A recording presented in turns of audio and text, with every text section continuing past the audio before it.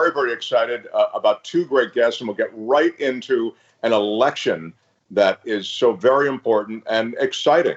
Cara Eastman. Now, Cara, this is in Nebraska, the 2nd Congressional District. There was another election there you came very close to winning already. That's right, in 2018. I mean, it was within 1 or 2 percentage points. Yes, 1.9%, 4,945 votes, one of the closest races in the country. It's just, I don't know. When it gets that close, I always, it invites scrutiny. But I'm very excited that you're with us today because I think your platforms, your priorities, and your areas of emphasis are those which we all should have. I almost don't know where to start, but let's start with what you feel is most important. I mean, I know you have plans for infrastructure, you have plans for public expenditure, you have plans for linking the public and private sectors in various enterprises. Please go ahead and take the lead on that. Sure. Well, I'm running on an end to corruption in politics, which now sometimes, given the current administration, seems laughable. But I do not take corporate PAC money. I believe we need to end gerrymandering as a practice. Our own district has been victimized by it, as it is a fundamental threat to our democracy. I'm also running and have people having a livable wage again in the midst of a pandemic, more important than ever, where I've talked to people who are saying they actually are earning a little bit more on unemployment than through their job, which is crazy that they were paid that little. And expanding healthcare. I believe in a baseline of healthcare for every American, and that Medicare for all is the way we get there. It's interesting you mentioned the pandemic because I think you're right. In a way, the pandemic has exposed a lot of these issues that you've been talking about, I think, for some time. Expose them in a more naked way, maybe, than they've been exposed before. Yeah, I think that's a great way to say it. I think the idea that each one of us, the vast majority of Americans are one financial hiccup away from complete disaster. And now we're seeing that, right? We're seeing where people are losing their jobs and therefore losing their health care, where they're potentially losing their housing, and just an upheaval of American families. And this is unbelievable that we are all that fragile. And when you look at these packages, these relief packages and the rescue packages, how would you as a legislator campaign to make that money work for you in Nebraska? Look, I think some of the things that have been done are good. There's one way that our current congressman failed, which is that some of that CARES money wasn't able to come to Omaha, the biggest city in the district, because of our population being just under 500,000, which is crazy. He should have fought for that. But to me, where we should have started is with workers, with small businesses, micro businesses, and then worked our way up, as opposed to the opposite. Of course, that's true. I mean, this is a relief package that's top down, and it should be bottom up all the way. And that's, again, I think you have sort of a populist platform. I mean, I don't know why I say sort of, it is. And so in that spirit, I'm sure you'd like to see a lot of these monies directed toward those people who need it the most before, if you will, some of those big corporate interests. Right. And obviously, none of us wants to see any big companies go under, because obviously they have a lot of employees. They do some good, right? It's not that. It's just that when you have the president of the United States say things like, oh, well, small businesses will be okay, but maybe some of them will be under new ownership, that is a complete disconnect for these small businesses that might be legacy businesses where their parents passed down a restaurant to them, or where this is something they built. I mean, their hard work, it just undermines the dignity of working people.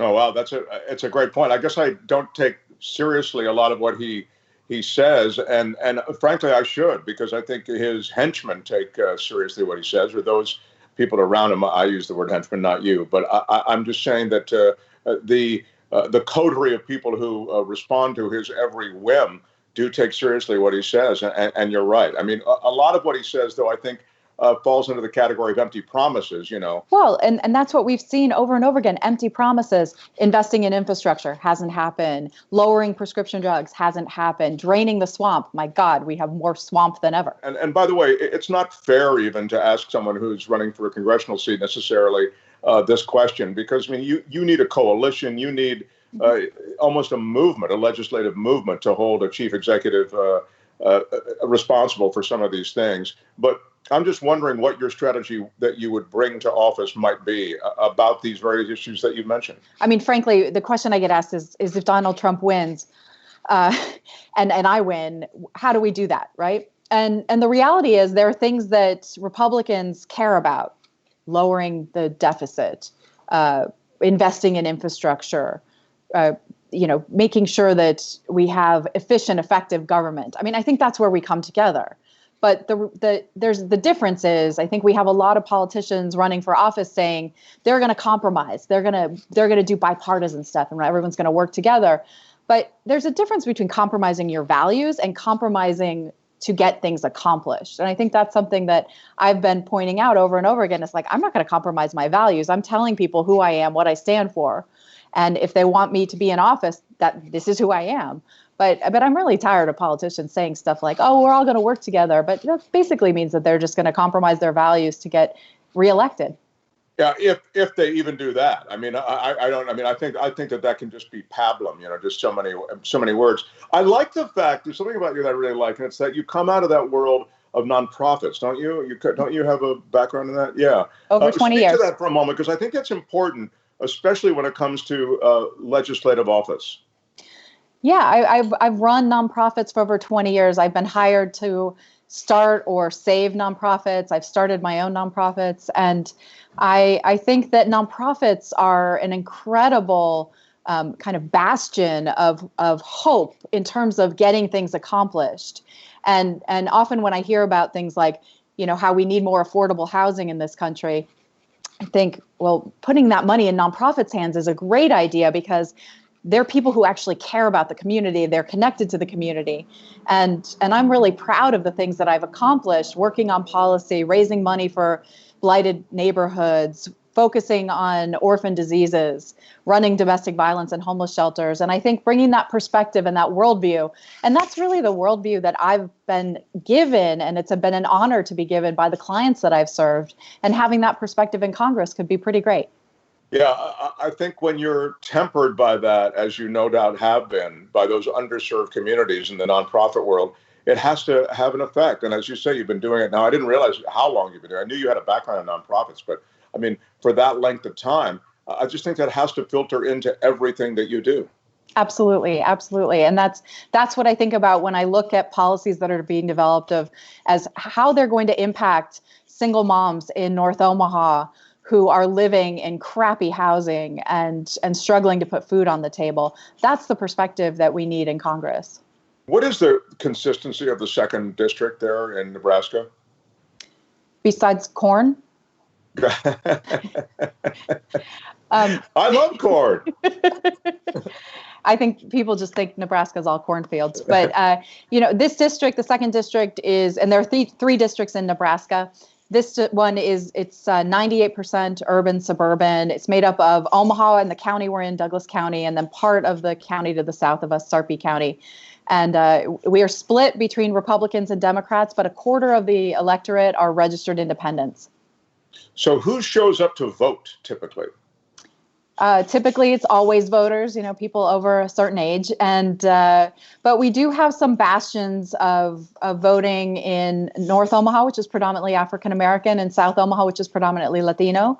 And unfortunately, we're not seeing the uptick in young people voting by mail that we hoped for this time in the primary. But we did double Democratic turnout in 2018.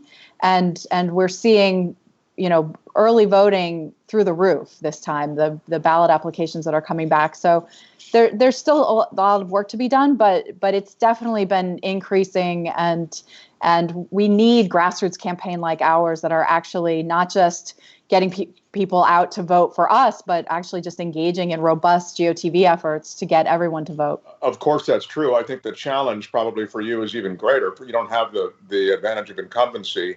and you are dealing with this COVID-19 thing, which takes away retail politics and, like having town halls and all the ways you'd normally get your message across. In the last few seconds we have, how have you dealt with that?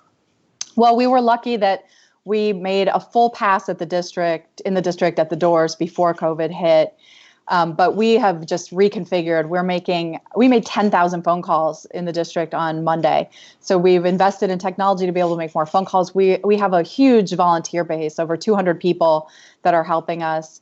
And we've just been really switching to phone banking. I spend almost all my time making calls, and then we're doing a lot of stuff digitally. We're on TV. We're doing ballot chasing through mail. So we're doing everything we can, but yeah, it's definitely been a challenge because it's new territory for all candidates, frankly. It's eastmanforcongress.com if you want more information on Kari Eastman. It was really a pleasure to talk to you and meet you, even this virtual way. And I look forward to good news out of your district. Thank you so much, and stay healthy.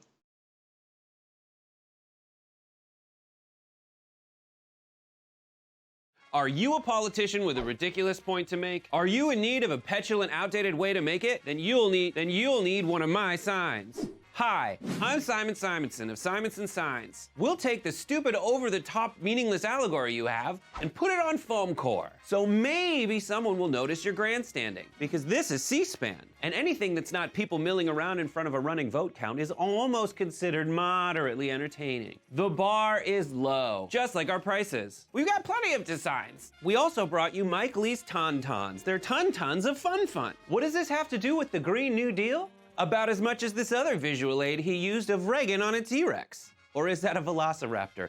Who cares? Who the cares? No one gives a. Call us now at Simon Simonson Signs. We'll make your stupid point stupidly for money today.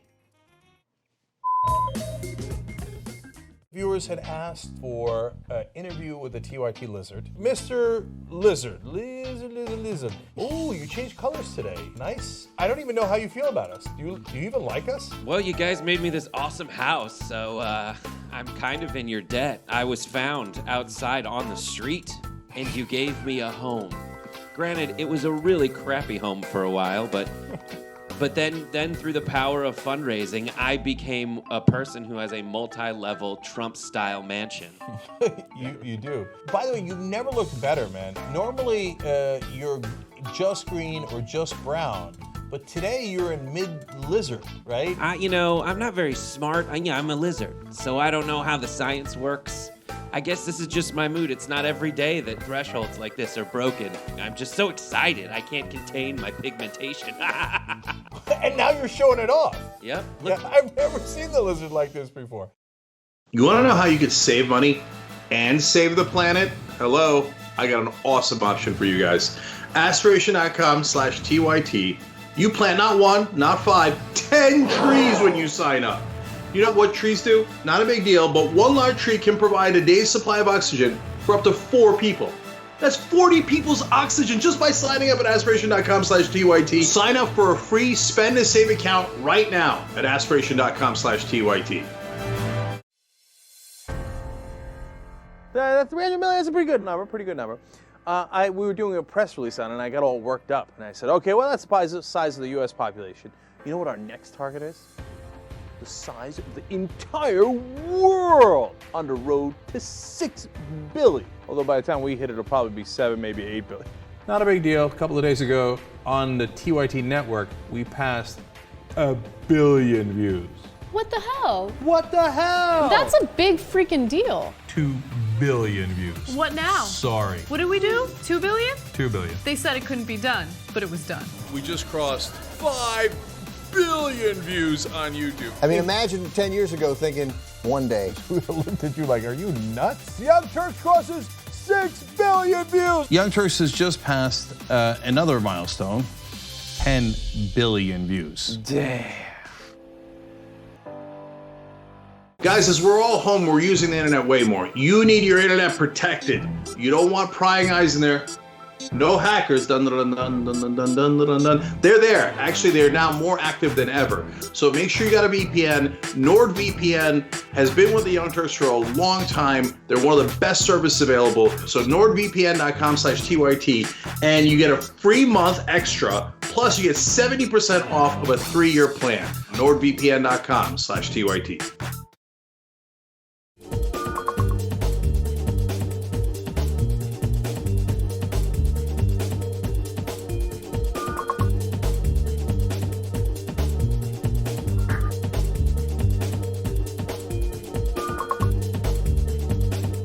Welcome back. I'm Mark Thompson, and it is a pleasure to have you back and a pleasure to have Mike McGee join us. Mike is dedicated to kids, to the future. You know, he's somebody who has built an organization called Chiefs for Change, and they're dedicated to, as I say, building an education and a rich future for a lot of kids who otherwise might not have it. So, Mike, welcome to the conversation. Thanks so much. You can probably fill out a lot of the details. That's sort of the broad strokes on Chiefs for Change, but it is, I think, primarily focused in those areas, isn't it? It is. We have just about 36 members who are urban school superintendents and chiefs of state education departments around the country. Collectively, they serve about 7.5 million students.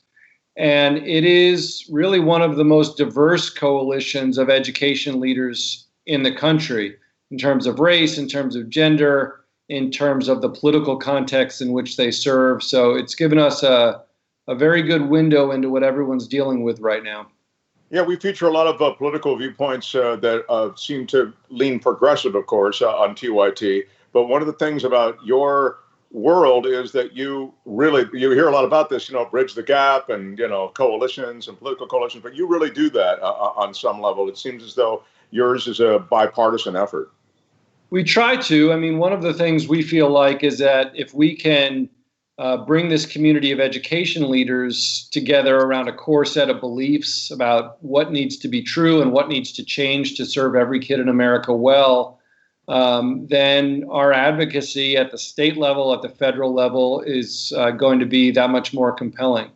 And we have been able to do that, including in this time. I think our members are aligned around a vision for true equitable access to learning, even in the midst of this crisis. You say that. I struggle to find evidence of that. I struggle to find access that underserved communities have to education. The whole idea of, I'll homeschool my kids, or we'll be in a virtual classroom, when a lot of homes don't even have access to the internet or whatever. I just use that as an example. You really know these underserved communities. It just seems as though that's an ongoing challenge that's underappreciated as a challenge. It's an enormous challenge. And I think many of the urban school districts that our leaders serve have made great headway over the last few years in serving all of their students equitably and serving them well. But this has been an enormous disruption. And I'll give you a couple good examples. In a district like San Antonio, Texas, where the vast majority of the students are low income, where the majority of the students are Spanish-speaking students, they recognized that having a real digital divide in their schools was an inequitable situation. And they didn't realize this in February when kids had to learn from home. They realized it 3 years ago. So they began 3 years ago working to close that digital divide, getting Chromebooks to every one of their students, getting Wi-Fi in every home. And over the last 3 years had made a lot of headway. They hadn't finished the job. And so when everyone had to shift to distance learning, they still had about a third of their students who were not connected to the internet at home. And they needed to get Chromebooks to about 5,000 students across the district. So they jumped on that. They spent $7 million to try to rapidly finish the job there. And it has made a difference in the lives of those students. Another area that we found has been key to equity over the last few years and has been even more important now is making sure that curriculum across your system is of very high quality and teachers are well supported to use the best instructional materials effectively. Because what we find across the country is the students who are most likely to not have access to high quality curriculum that's rich and engaging and culturally relevant to them are low income and historically disadvantaged students. In districts that have had their act together on curriculum during this time, and where teachers have been working together, well supported by the district on good materials, we've found that they've been able to shift to the online environment more easily and more equitably. And that's been encouraging. But there are still enormous inequities that even our members are dealing with. That's fascinating, though. I have never heard until this moment curriculum mentioned in that way as such a critical element, and it sounds like it's a critical element in the way you describe it. It absolutely is. One of the things that we've found, and there have been reports on this recently, including a report called The Opportunity Myth, is that low-income students and students of color are much more likely, regardless of their aptitude, to be given materials below their grade level. And not only below their grade level, but materials that are not culturally relevant to them, not engaging to them. Were you on a call? I thought I saw something about you being on a call, a conference call type situation with the vice president. I'm talking about the current vice president, with Betsy DeVos, I think a number of other leaders. I mean, it was a collection of people that I might not have necessarily thought you'd be naturally engaging with, but apparently those are the people you naturally engage with. It was, I mean, our members, as I mentioned, have extensive reach. They serve millions of students, and the White House and the Department of Education, do have a real interest in our thinking around K-12 policy. So I was invited to that call with the vice president and the secretary, and I welcomed being involved in that because there are some issues of federal policy right now that are critical to the lives of students. The main one being the role that the federal government can play in getting all students connected to the internet. There's a program that's run by the FCC called E-Rate. It provides federal dollars for school districts to buy equipment for students, things like laptops, even Wi-Fi hotspots for their homes. That's right. Ajit Pai was on that call. I remember the FCC commissioner was on that call with you, wasn't he? I don't believe the commissioner was on the call, but it was the topic that I wanted to discuss and had a chance to discuss. And I'll just say one thing specifically for folks out there. Anyone listening really can advocate on this and make a difference. There are federal dollars for the kind of devices and connectivity that students need right now. The FCC rules say that schools and libraries can use this E-Rate money to purchase those devices, but they cannot lend them out to students to use in their homes. It really is a set of regulations from a bygone era. And so that's a change that could happen quite rapidly. If they did that, it would really empower local public schools and public libraries to help out their communities right now. So we've been advocating for that and are still hopeful that that change is going to get made. Of course, that seems like something that. What's required to make that happen? Is that literally a legislative process that has to seek that end, or is there any other way to make it happen more quickly?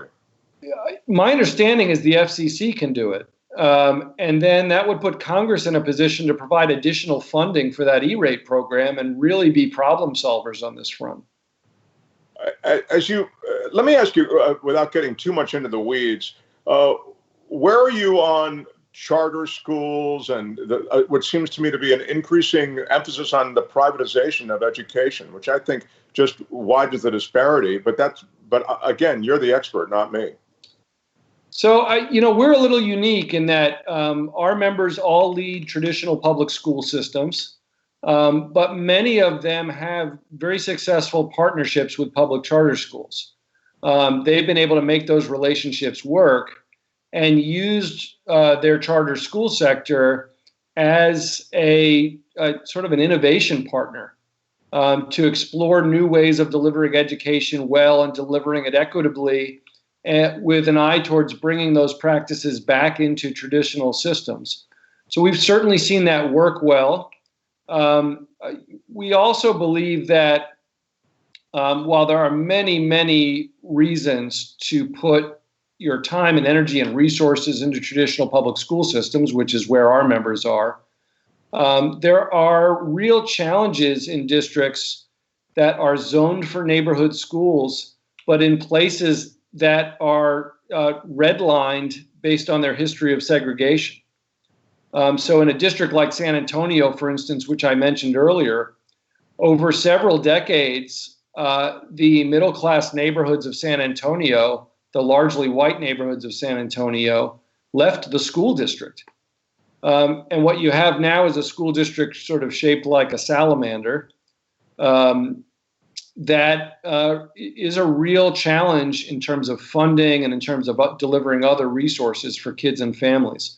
So we've seen smart ways to provide some amount of school choice to families for a number of reasons, including school integration, sometimes in partnership with charter schools, and sometimes in just by doing that with your own innovative traditional public schools.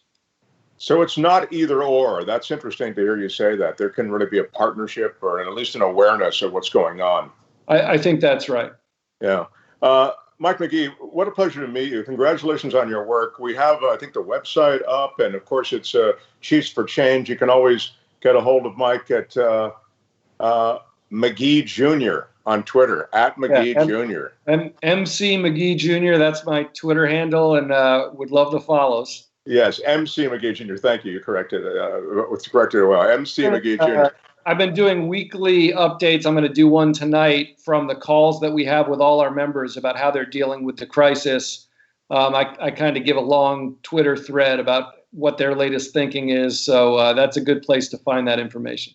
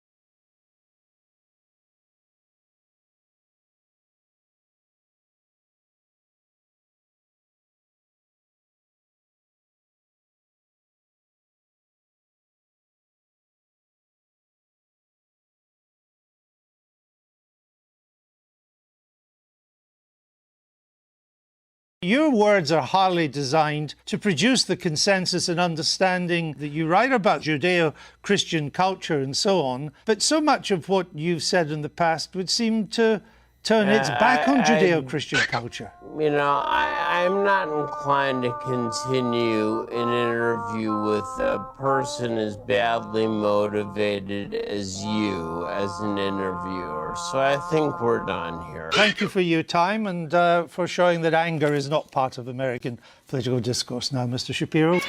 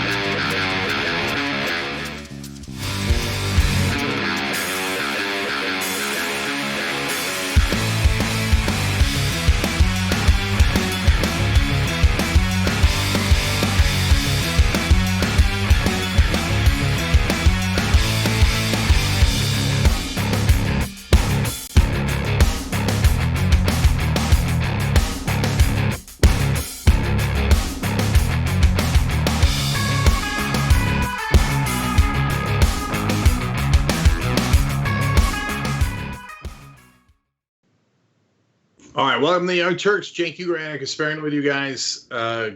Great to be with you as always. The show is when we actually have fun. Everything else, tough. All right, so speaking of tough times, we got to keep tyt.com/go going. We have no right-wing billionaires backing us. So thank you to everybody who's contributed so far. In fact, I'm going to start the show with naming names. Dylan from Narangba, Australia. There's no way that wasn't pronounced in the worst possible way. $15. Catherine, Minneapolis, Minnesota, $127. You get a press-on T-shirt. Christina, New Bedford, Massachusetts, $127. You get a shirt. Stephanie from Meridian, Connecticut, $10. Thank you, Stephanie. Appreciate it. And Brent from Beaverton, Oregon, $127. You get a T-shirt. So tyt.com/go to keep us healthy and strong and sustainable, and for us to press on. Hence, you get the press on T-shirt that was just revealed a couple of days ago on the show. If you do the $127 at $1,000, you go up on my donor wall here, and you get the hoodie instead. All right, let's see where we are right now. Every month we got to get to 200,000, and so far off to a strong start because of the special we did on Tuesday, 90,776. Can I see 92,500 by the end of the show? That's a weird number, 92,500. And later, I will be challenged by some other hosts on TYT about a controversial tweet that I had. So stay around for that as well. Anna, let's get started. All right. We start off with some breaking news, I guess. The Trump administration is doing exactly what it said it would do. In fact, William Barr, with the Justice Department, has decided to drop its case against Michael Flynn. The Associated Press is reporting that the Justice Department on Thursday said that it is dropping the criminal case against President Donald Trump's first national security advisor, Michael Flynn, abandoning a prosecution that became a rallying cry for the president and his supporters in attacking the FBI's Trump-Russia investigation.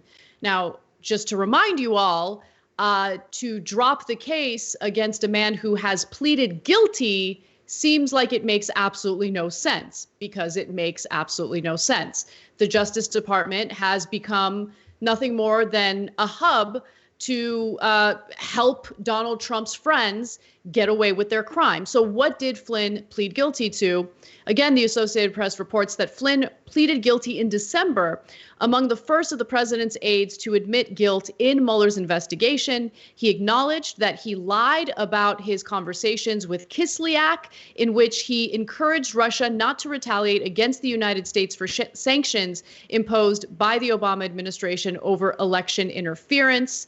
And Donald Trump has commented on this himself, saying, quote, "He was an innocent man. I hope that a big price is going to be paid." Now, it's unclear who would pay that big price, because the very person who actually pleaded guilty will not be paying any price, it appears. So that's where we are. I have more on this story, but Jenks, chime in.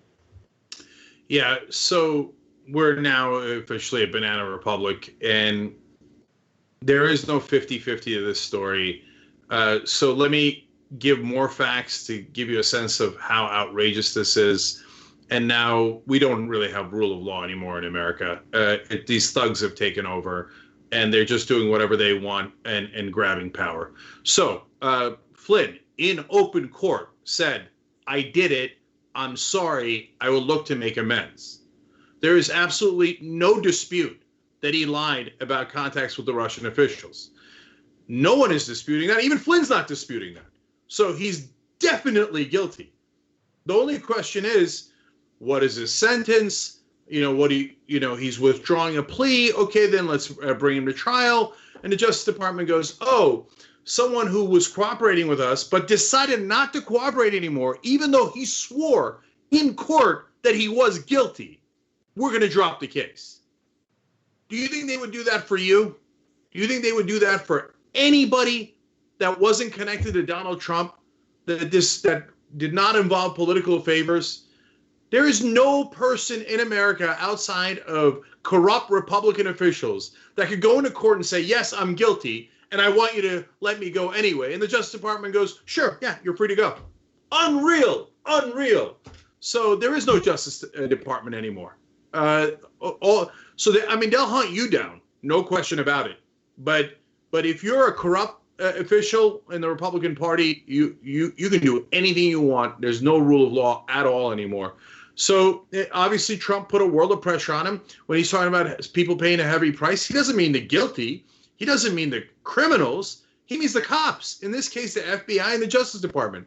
He means, I'm going to target you guys. And he has. He's targeted many people inside the government, including inspector generals who are holding him accountable or even just their own departments accountable. He fires them. He gets rid of them, replaces them with his capos, his criminal gang. And the head of that criminal gang right now is William Barr, the Attorney General. So there's no rule of law left at all. What are they hanging their hat on? They say, oh, the FBI said when they were looking into interrogating Flynn, either he's going to tell the truth or we're going to get him to lie. Oh, my God. The cops in interrogating want people to either tell the truth or they're going to figure out that they're lying and then prosecute them for lying. That is called prosecution 101. Okay, if that's really our new standard, great. Empty all the jails. Because every cop went into an interrogation looking to either get in the truth or if the guy lies, prosecute him for lying. Every single cop in every single case.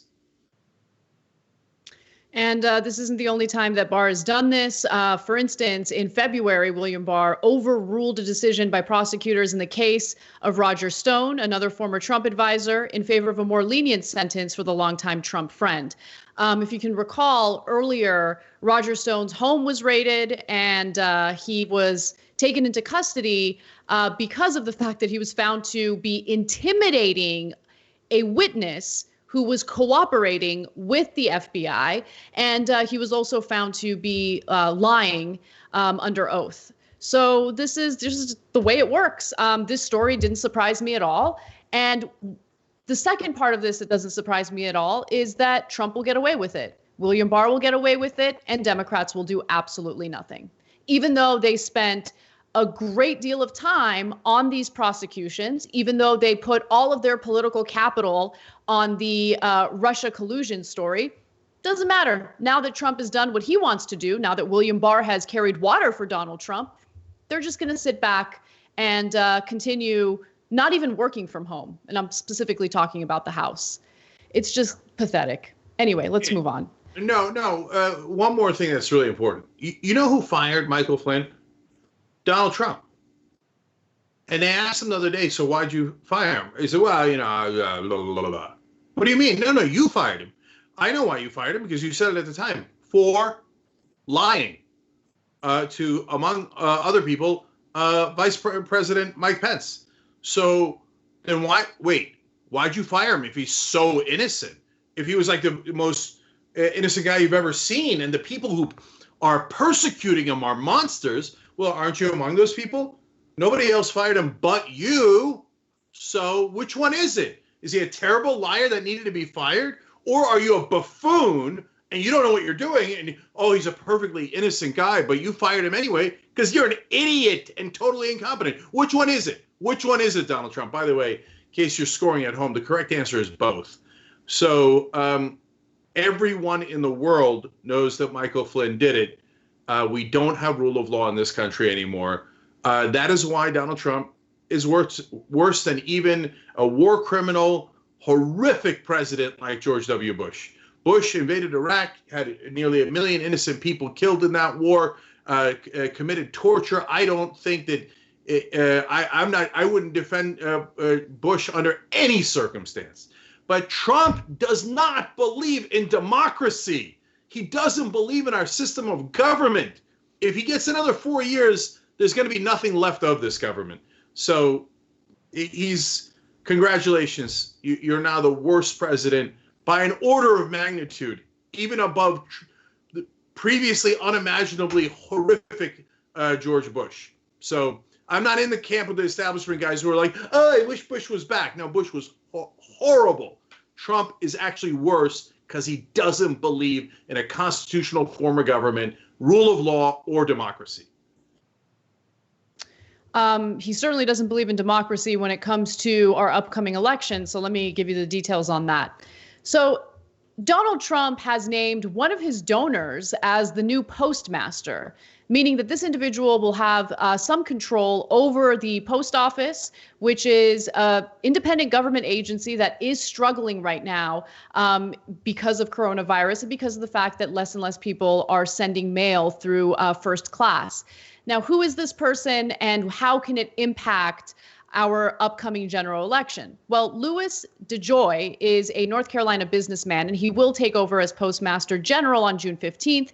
He will replace Megan Brennan, whose intention is to retire. Brennan had been subject to months of complaints from Trump that the Postal Service was losing too much money.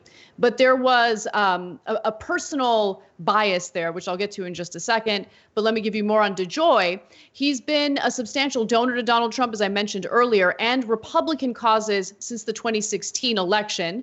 His wife served as ambassador to Estonia under President George W. Bush and was nominated to serve as Trump's next ambassador to Canada. I mention his wife because this is how politics works, right? You give massive donations to a president, and then you get named ambassador to whichever country. And that's certainly the case with this man's wife.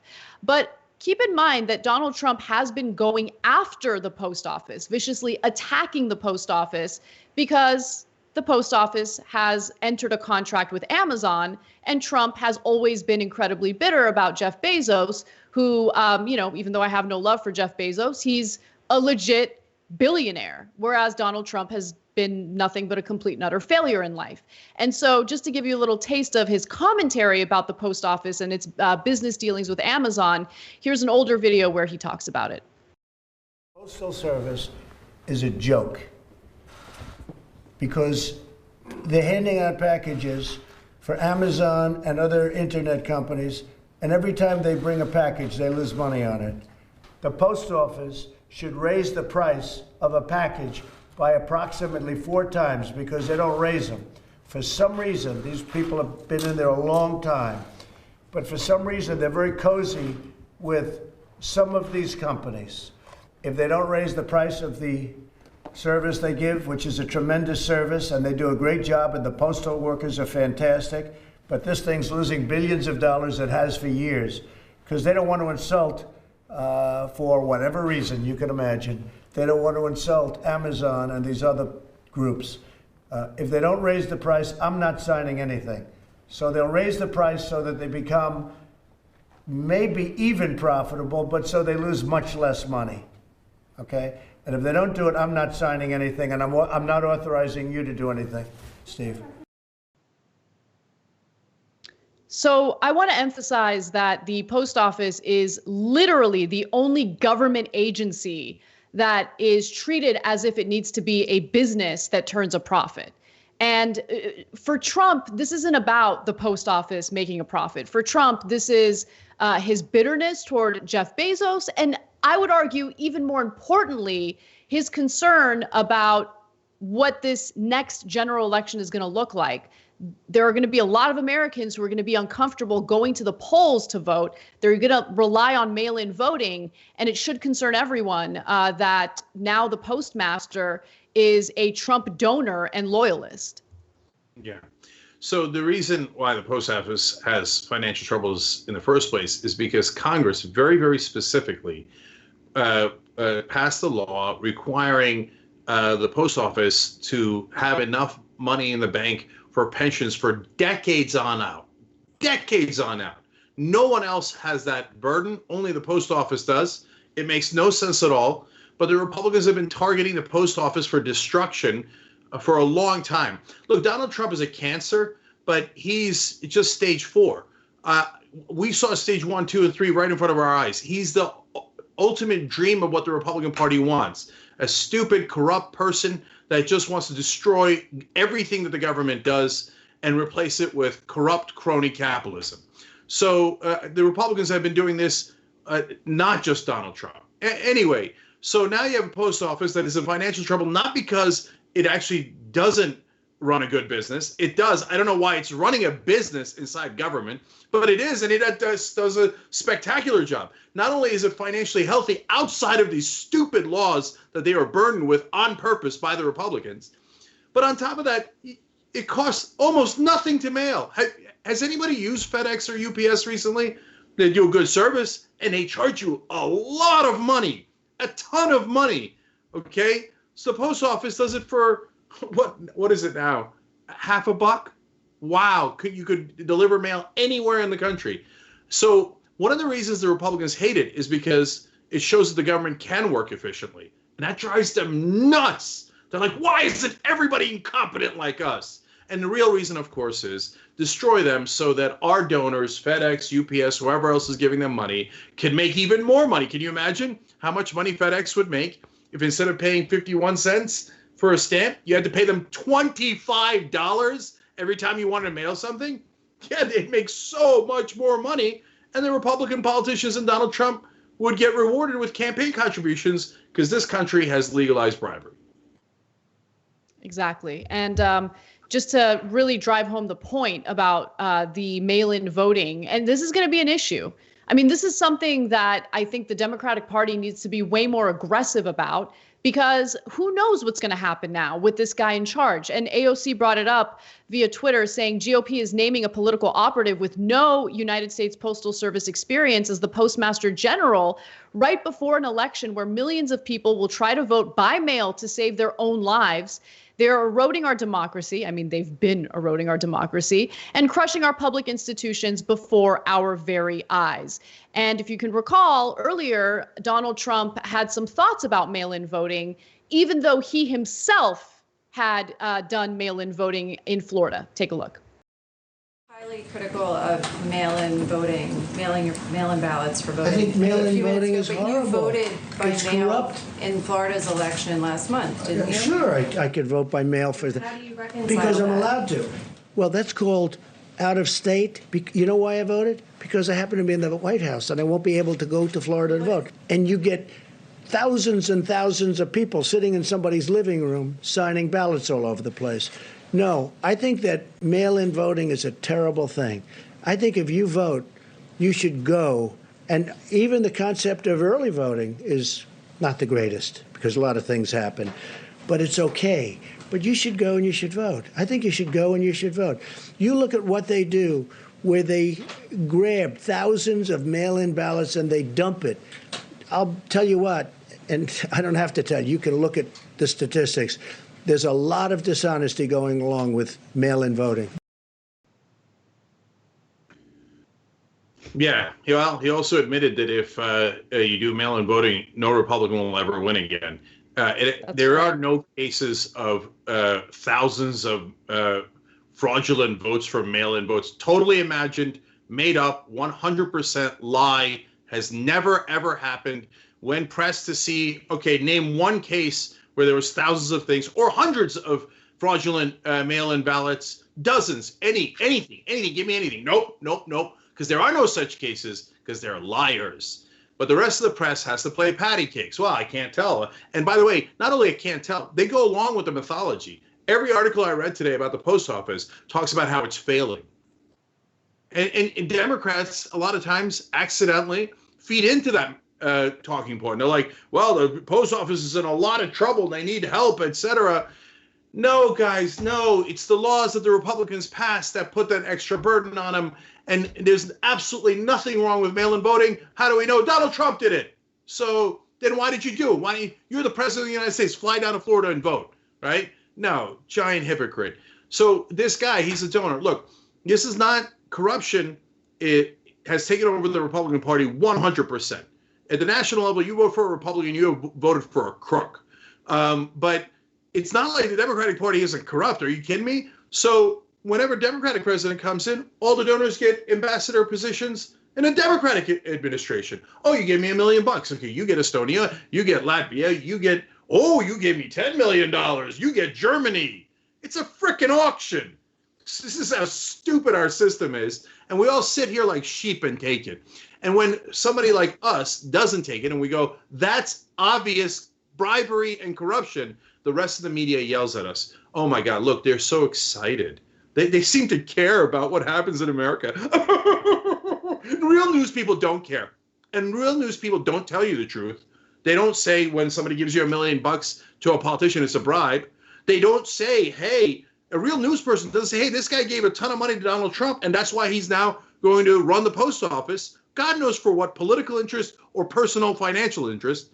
Nope. I can't say it. I'm a news person. I'm not allowed to tell you the news.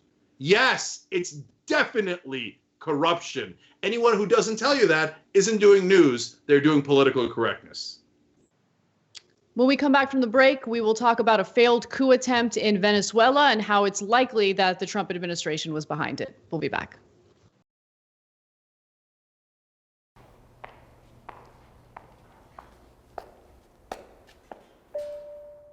Can you name the representative of your district?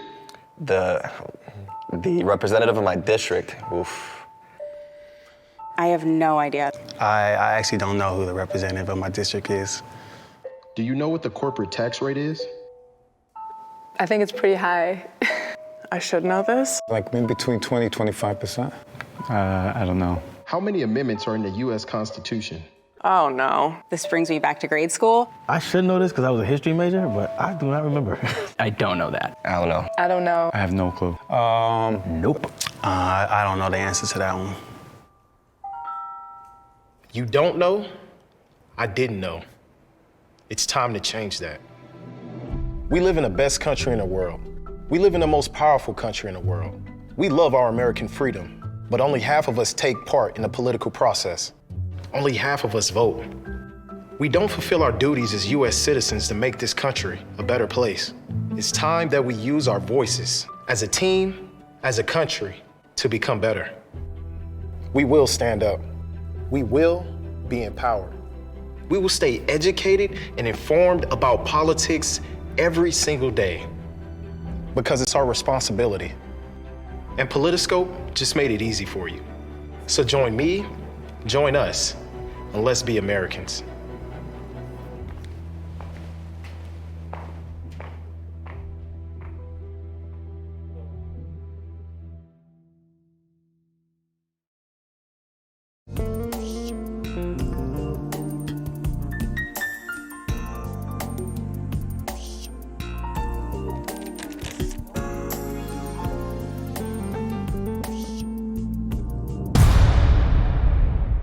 The TYT affiliate program's finally here. Now you think, finally, I didn't know about it, but I did. I've been waiting to do this for a long, long time. Why? Because it's the best win-win we got. When we make money, you make money. When you make money, we make money. Hey, that's how we're supposed to do it as progressives. We're supposed to do it together. So this way, we're not the Young Turks, you're the Young Turks. How many times have I told you that?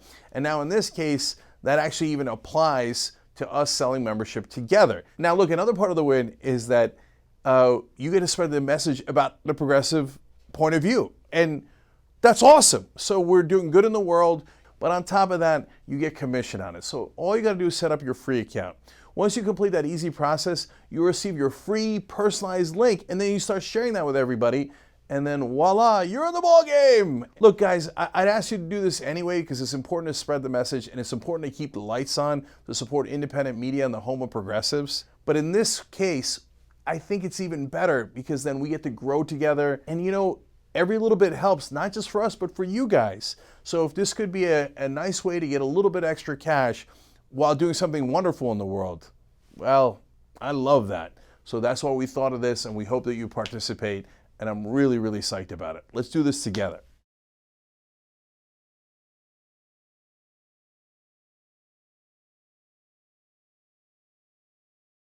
ShopTYT.com now has books. One of them is Ryan Grimm's book, We've Got People. That's a saying that AOC said, they've got money, we've got people.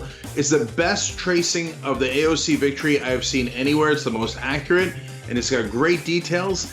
The book actually goes all the way back to Jesse Jackson and how he was the original Bernie Sanders. If you want to know how we're going to win going forward, those lessons are super important, and they're in Ryan's book. So check it out right now at ShopTYT.com.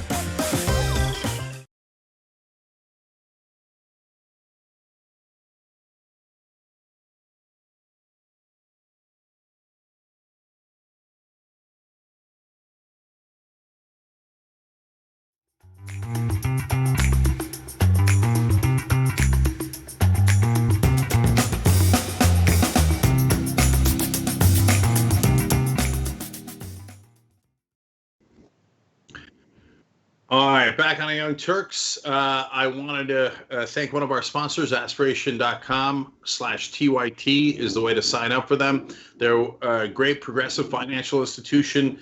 If you keep your money there, you get the best rates. Plus, they try to save the entire environment. Your money will not, if you deposit it there, will not go into anything that goes into fossil fuel projects.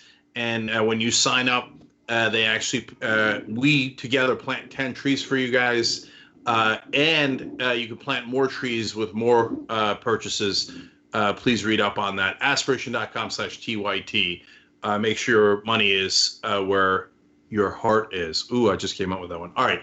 Anyways, let me read some of your comments here. Voting for the other Biden, the Hayden Biden, writes in from the members section, Michael Cohen must be feeling pretty sore. The reason I read you that is it's true. If you cooperated with law enforcement, you got to feel like an idiot now. No, it turns out you should, ignore that. If you're a right-winger and you're a part of the criminal enterprise of Donald Trump, you shouldn't cooperate with law enforcement. You'll get away with it. There's no rule of law anymore. And the only people that are in jail are the ones that cooperated with law enforcement and were suckers and did the right thing, like Michael Cohen.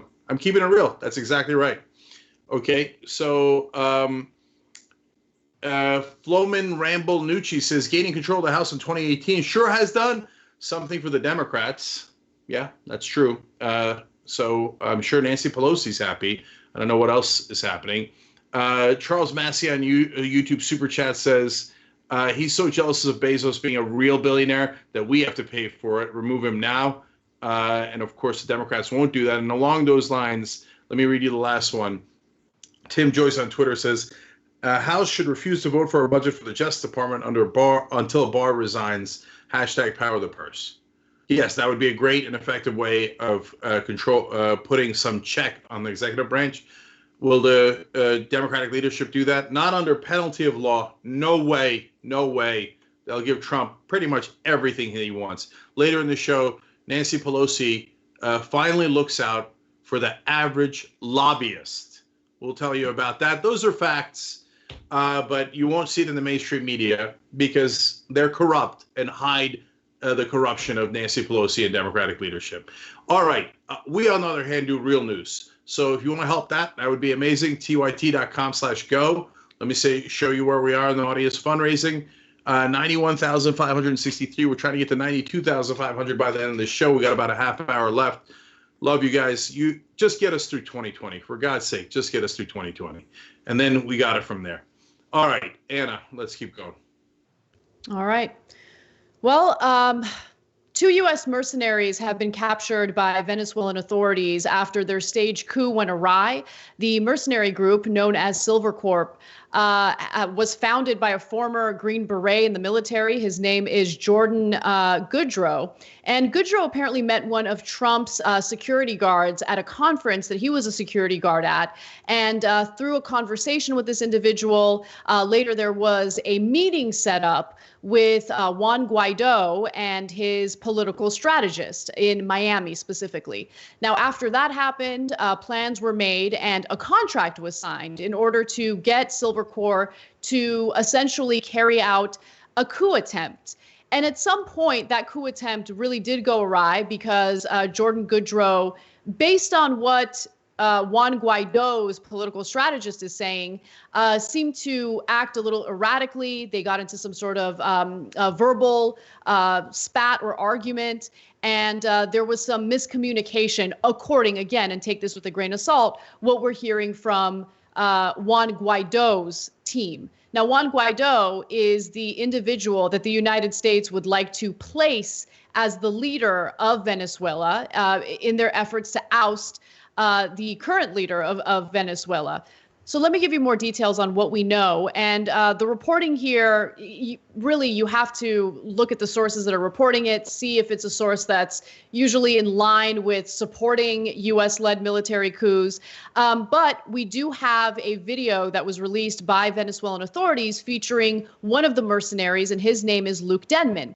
Now, Luke Denman, along with other American mercenaries and Venezuelan nationals, plan to storm Venezuela and abduct Maduro, but were soon captured as they entered La Guaira from Colombia by boat. Now, Denman and fellow former U.S. servicemen, Aaron Berry, were among those captured. They were in like a fishing vessel when they were captured, which is really fascinating, while 8 were reportedly killed. Now, Denman explained that the plan was to capture Maduro, secure an airport, and then fly the Venezuelan president back to the United States. A general services agreement between the mercenaries and Juan Guaido indicated that Silvercore would advise ex-Venezuelan soldiers in exile for the operation. Goodrow had 45 days to force preparation. For force preparation, equipment procurement, and mission readiness. Now, with all that said, with all that context, I do want to go to the video that was released by Venezuelan authorities. Now, keep in mind that these types of videos are basically shot with coercion because this person has been captured. But this is what he says, and I think it's important because there are some ties to the Trump administration. Take a look. Jordan. President Donald Trump. Who gave you the weapons and the tactical uniforms? Jordan through Silvercore. What jobs does Cybercorp? Private security contracting and consulting, known in some places as mercenary work. And I do also want to note that Goodrow did provide evidence to the Washington Post in regard to the contract that was signed by Juan Guaido. And in a secretly recorded audio clip that was shared with the Washington Post, Juan Guaido is quoted as saying, you can hear him saying, "We are doing the right thing for our country. I'm about to sign." Okay, so one other piece of evidence that I want to share with you guys, or at least one piece of perspective I want to share with you guys before you jump in, Cenk, is an expert on what's happening in Venezuela. He's a professor in the United States. Democracy Now! Interviewed him and asked, is there any possibility that the Trump administration didn't know about this attempted coup? And here's what he had to say. Actually presented the contract to Patricia Poleo, an opposition broadcaster in Florida. And she posted it and reported it on her website and invited Guaido and JJ Rendon, the person in charge of Maduro's publicity and a campaign, and other individuals to come forward and deny it. None have come forward to deny it. So this plot could long-term implicate not only the U.S. government, also the opposition in Venezuela, Guaido Guaido and others, it also allows them plausible deniability. I mean, what they want from this is to say, if it succeeded, we would take credit for it. They would be part of this transition government. And if it failed, well, we were not a part of it. We have plausible deniability the same way that Trump has plausible deniability, or at least tries to claim plausible deniability. But I insist, it's the context in which Pompeo, Elliott Abrams, and the Trump White House have created that during the pandemic, seeking regime change, imposing further sanctions, tightening those sanctions, and authorizing movement of U.S. military to the Caribbean and others, that sets the context in the landscape for which this event happens. And I think that perspective is really important, Cenk, because we already know that the Trump administration has attempted a coup in Venezuela that failed.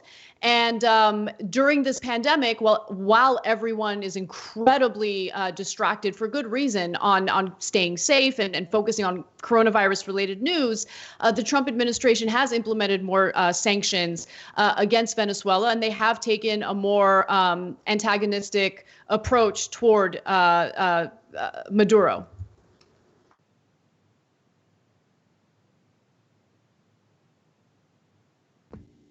Let's go over what we know for sure and what we are not positive about, and then get into what likely happened. So, was this an attempted coup? Yeah, the guy who led it said it's an attempted coup. I'm not talking about the guy who got captured, who you saw in the video.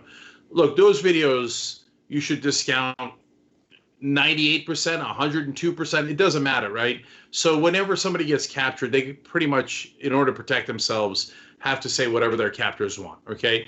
I'm not talking about Denman. I'm talking about the guy who sent him. The guy who sent him, as the coup was happening, did a video saying we're doing a coup in Venezuela. There's no question about that. Are they mercenaries? There's no question about that. Did the Venezuelan opposition talk to them about doing a coup together? There's no question about that. In fact, Rendon, one of the opposition figures, when he saw this going awry, went to the press and said, here's the contract that we had with them, but we didn't sign it. Here's an unsigned copy. Now, the guy leading the coup, the mercenary, head mercenary, says, I have a signed copy of it, and I have the tape of the opposition leader, Guaido, saying, we're doing this, okay? Now, okay, let's say you don't believe him. Let's say at the last second, the Venezuelan opposition was thought, we were planning on murdering our political opponent or kidnapping him, and we were going to pay apparently over $200 million for it. But we thought maybe this guy's not the right murderer for the job, because, by the way, according to the press, and they're saying this to the press, they interviewed many different mercenaries. Other mercenaries asked for $500 million. That's why originally the opposition went with these guys, because at the low price of about $212 million. Okay? And they were going to, how are they going to pay them? Oh, with the money of the Venezuelan people. They say, once we take over, we'll have the money of the taxpayers of Venezuela, and we'll give it to you mercenaries, since we hired. I mean, we've gone so far backwards in the world. So now the Trump administration, did they say to these clowns, go ahead and do this? I don't know about that, because they appear to be clowns to everyone. But certainly the opposition, by the end, it appears, had pulled out, whether they signed a contract or not, was like, total bozo the clown, don't do this. Because in the beginning, the guy promised that there would be 800 troops that he would bring in as part of his private army, right? Well, it turns out there was like 24 guys at most. So on the other hand, did the U.S. government know they were training in Colombia? How could they not know? They work with the Colombian government. We have aerial footage of Colombia, which is an ally of ours, let alone Venezuela. So it would be shocking if they didn't know that they were going to do this coup.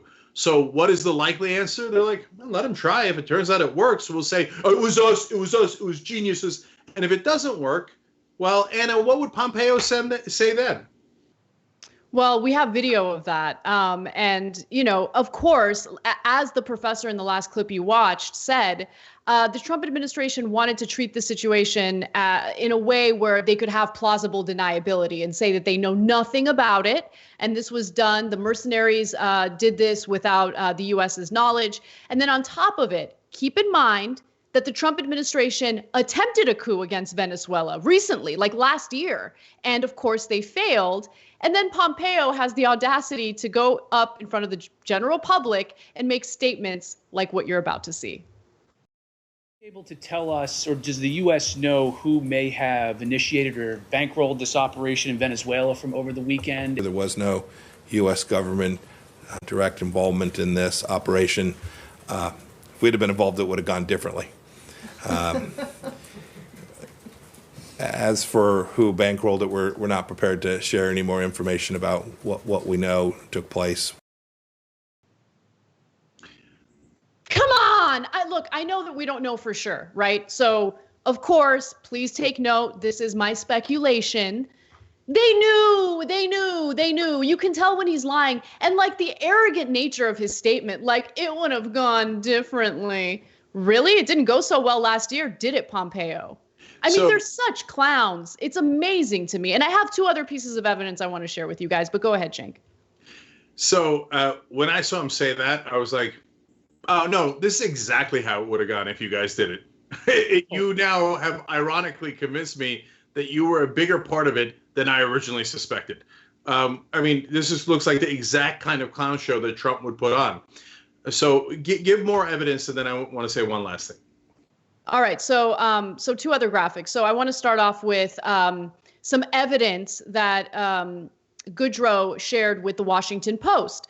And it was a text message from Rendon, who is the PR strategist, political strategist for Juan Guaido. Washington is fully aware of your direct participation in the project, and I don't want them to lose faith, Goudreau warned in an October 10th message to Rendon. Okay, so he sent that to Rendon. So I guess take that piece of evidence with a grain of salt. But here's something important.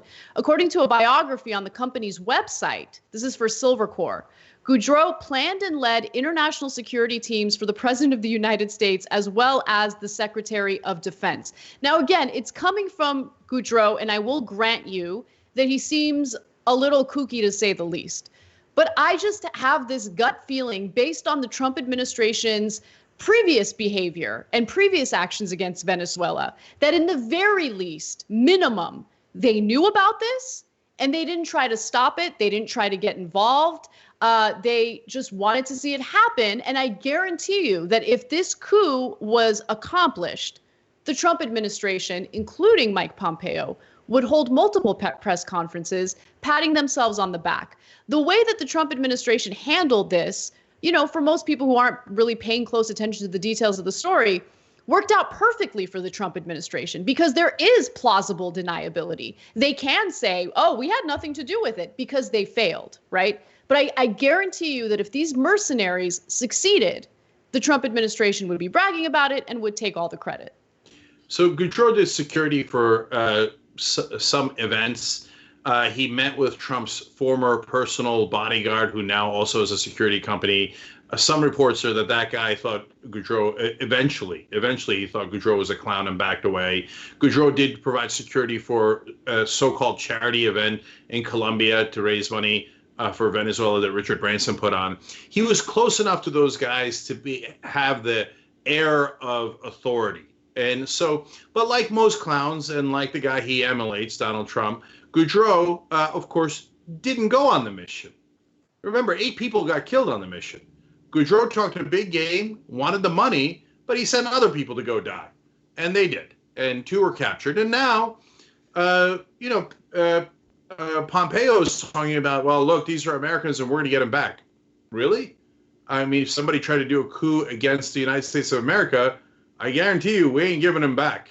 That's not how it works. When you go to murder someone or kidnap them, including their wife, that was part of the plan, okay? When you go to kill or kidnap somebody's family, they don't let you out. That's not how it works. Right. And real quick, I just got to get this out because we need to go to break soon. Why are we trying to stage a coup in Venezuela? Like, what is their excuse now? Especially as the Trump administration has proven over and over again that it doesn't care about,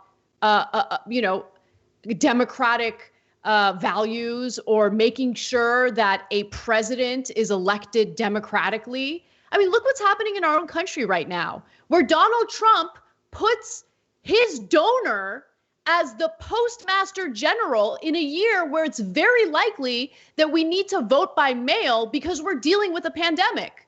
Okay, so does that mean that Venezuela should start staging coups here because our democratic process is being tampered with? This is crazy. So this is like the Bay of Pigs, except that was the biggest scandal of Kennedy's career. And for Donald Trump, it's Thursday. Totally. No big deal. Like, oh, Bay of Pigs. That's like number 987 on the list of failures of Donald Trump. And finally, why is Goudreau not arrested?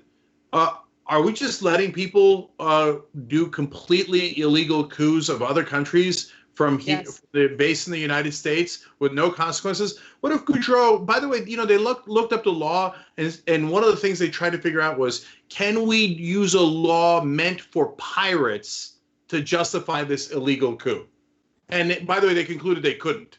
So it's totally illegal. If Goudreau wanted to do a coup against Trudeau in Canada, would he still be free? And apparently the answer is yes. Apparently you could run private armies out of America. You could be mercenaries or pirates or anything you want. And as long as you say nice things about Donald Trump, there is no rule of law. Yeah, Donald Trump's Justice Department just dropped its case against Mike Flynn, who pleaded guilty to lying, to working as a Russian agent. That's what we're dealing with. So yeah, I'm not surprised at all. We do have to take a break. Let's do that. And when we come back, we have more for you guys. We are on to something that is going to be amazing, but what we need is your help. The number one problem is there's too much power in too few hands. Every single problem that we have can be traced back to dark money. They take large donors, they serve large donors. So these handful of gatekeepers try to dictate everything. Like all of you already know, they don't work for you, they work for their donors. So fire them and hire people who will only work for you, that say no corporate back money. We are going to change the way we elect candidates in this country. Uncorrupted Democrats. We're going to fight for the issues and win on policy. This is incredibly personal. We need free health care for everyone. We're fighting for $15 minimum wage, single-payer health care, debt-free college, and we are going to get money out of politics once and for all. I've taken a public pledge not to accept any corporate money. Because the last thing we're going to do is go into another presidential election and run a corporatist against a populist candidate. At some point, the buck needs to stop, and it's going to stop with us. It's going to stop with Justice Democrats. So who are we? People who do not take corporate PAC money. We're relying on small donors. 99.9% of our contributions came from people. You're a Justice Democrat, so you don't take any corporate PAC money. I'm not influenced by money. As a Justice Democrat, I made that pledge. Not a penny. Absolutely not. I will go to Congress unbossed and unbought. We try to create a government which works for all of us. That is what America's about, and that's what a representative democracy should be about. We are just getting warmed up here. Vote for uncorrupted Democrats. The fight starts now, it starts today, and it starts with you.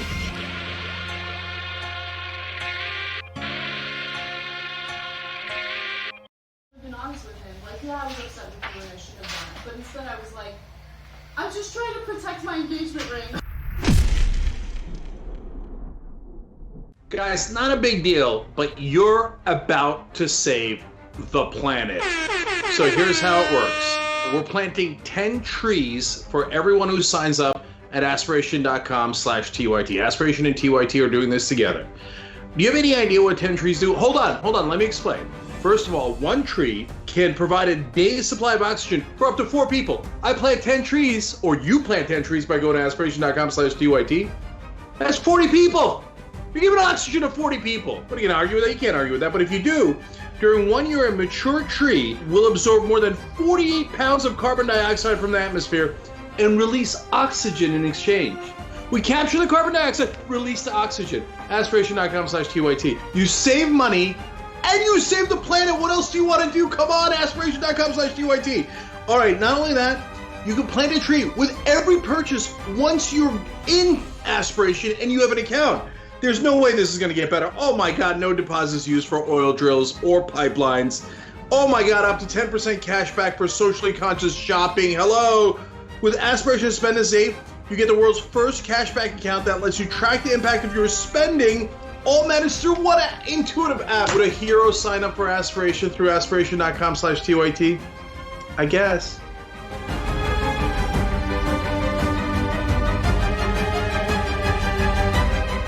So this is what democracy looks like. We have to be aggressive, we have to be powerful, we have to go hard, and we have to go for what is ours because they are not going to give it to us. The system is flawed. I mean, the primary system is archaic, stupid, made up. If you think that accomplishing a leftist movement here is going to be easy, you're wrong. We have to fight. It has begun. The powerful do not give up their power easily. No. 2020 is everything.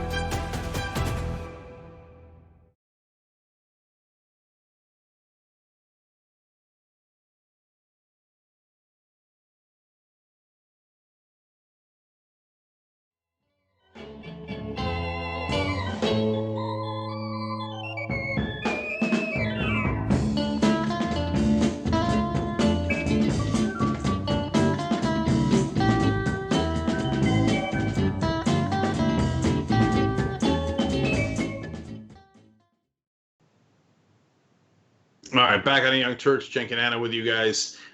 Spicy Tuna writes in, Bay of Chuds. That's funny. Jay Hufford writes in, this is definitely where Trump is better than Hillary would have been. A Hillary Clinton administration would have been wouldn't have been nearly as incompetent at doing coups. I hadn't thought of it that way. It's a really interesting point.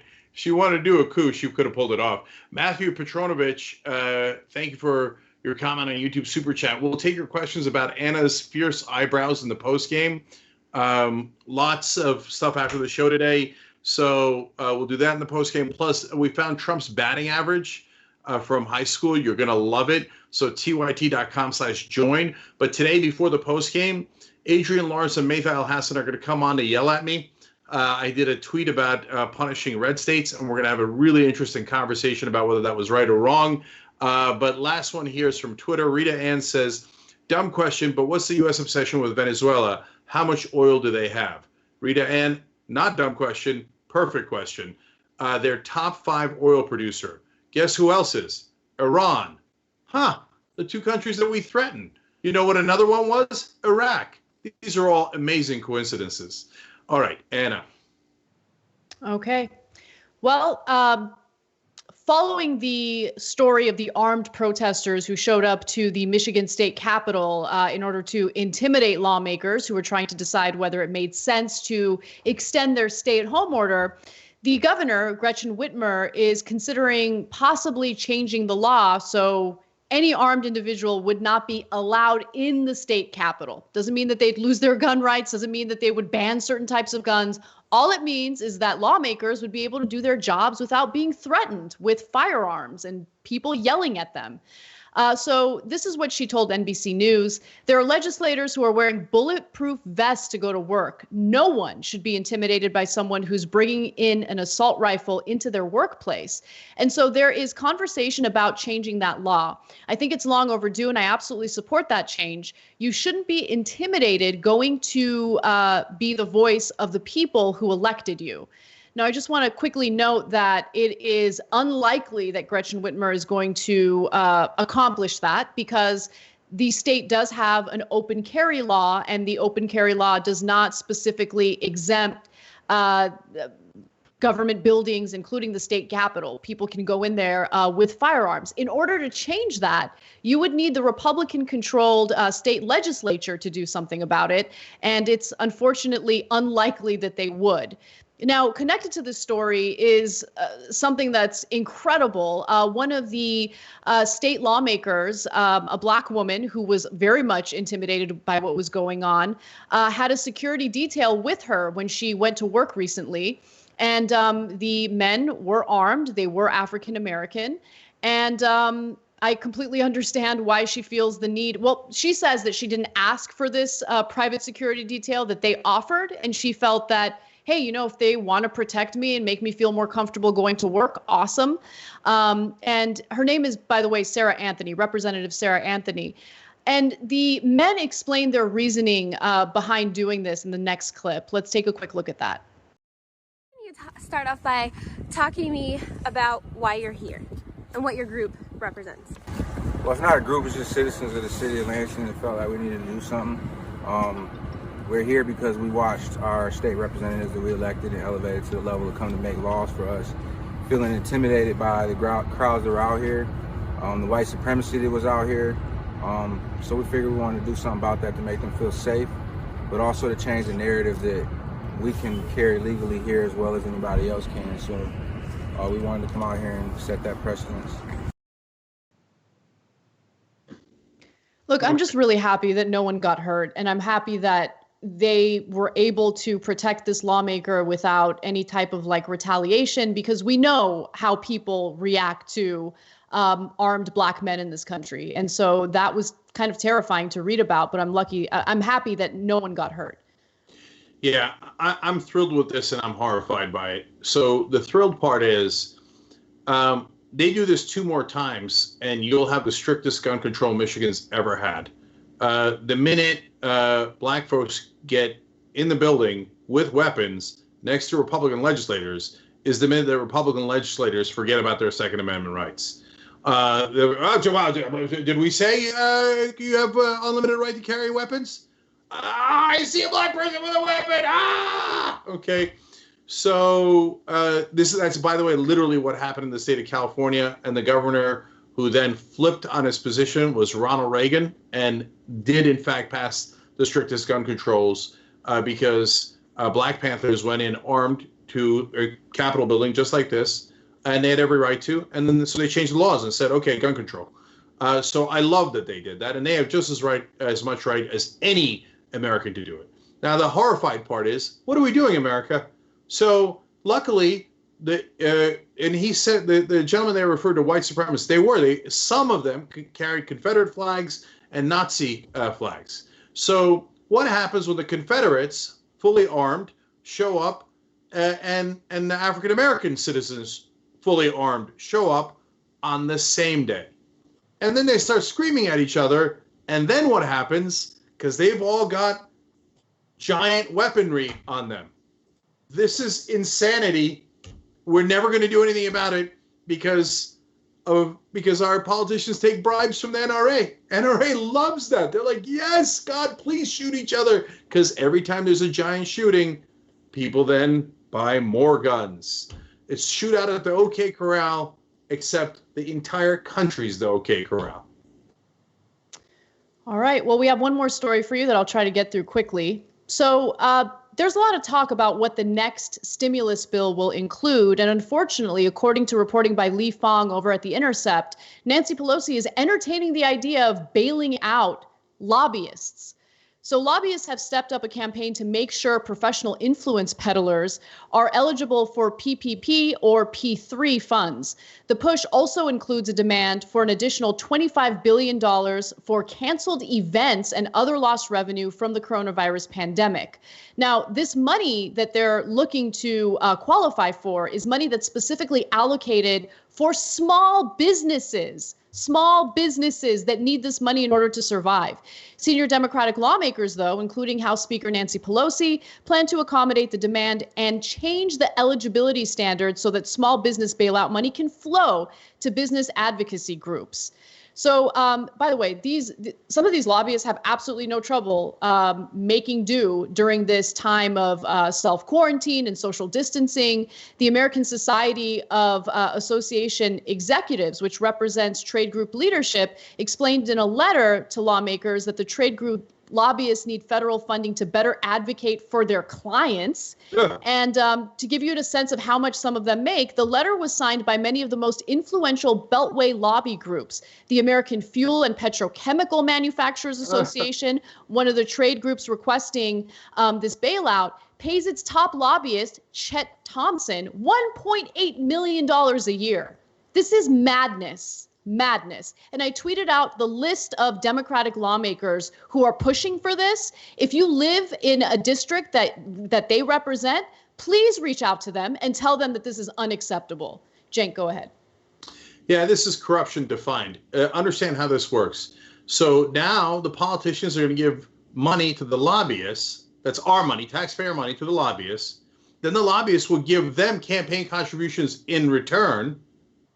How is that anything but bribery? Total, utter bribery. And they steal our money to give to the lobbyists to bribe themselves. And then they turn around and give subsidies to the multinational corporations that those lobbyists represent. So just finish the trifecta of corruption. National press, where are you? The Intercept, wonderful job. Support the Intercept. They do real, independent, fierce journalism. The rest of the journalists are a joke. Total, utter joke. Democratic leadership, joke. The definition of corruption.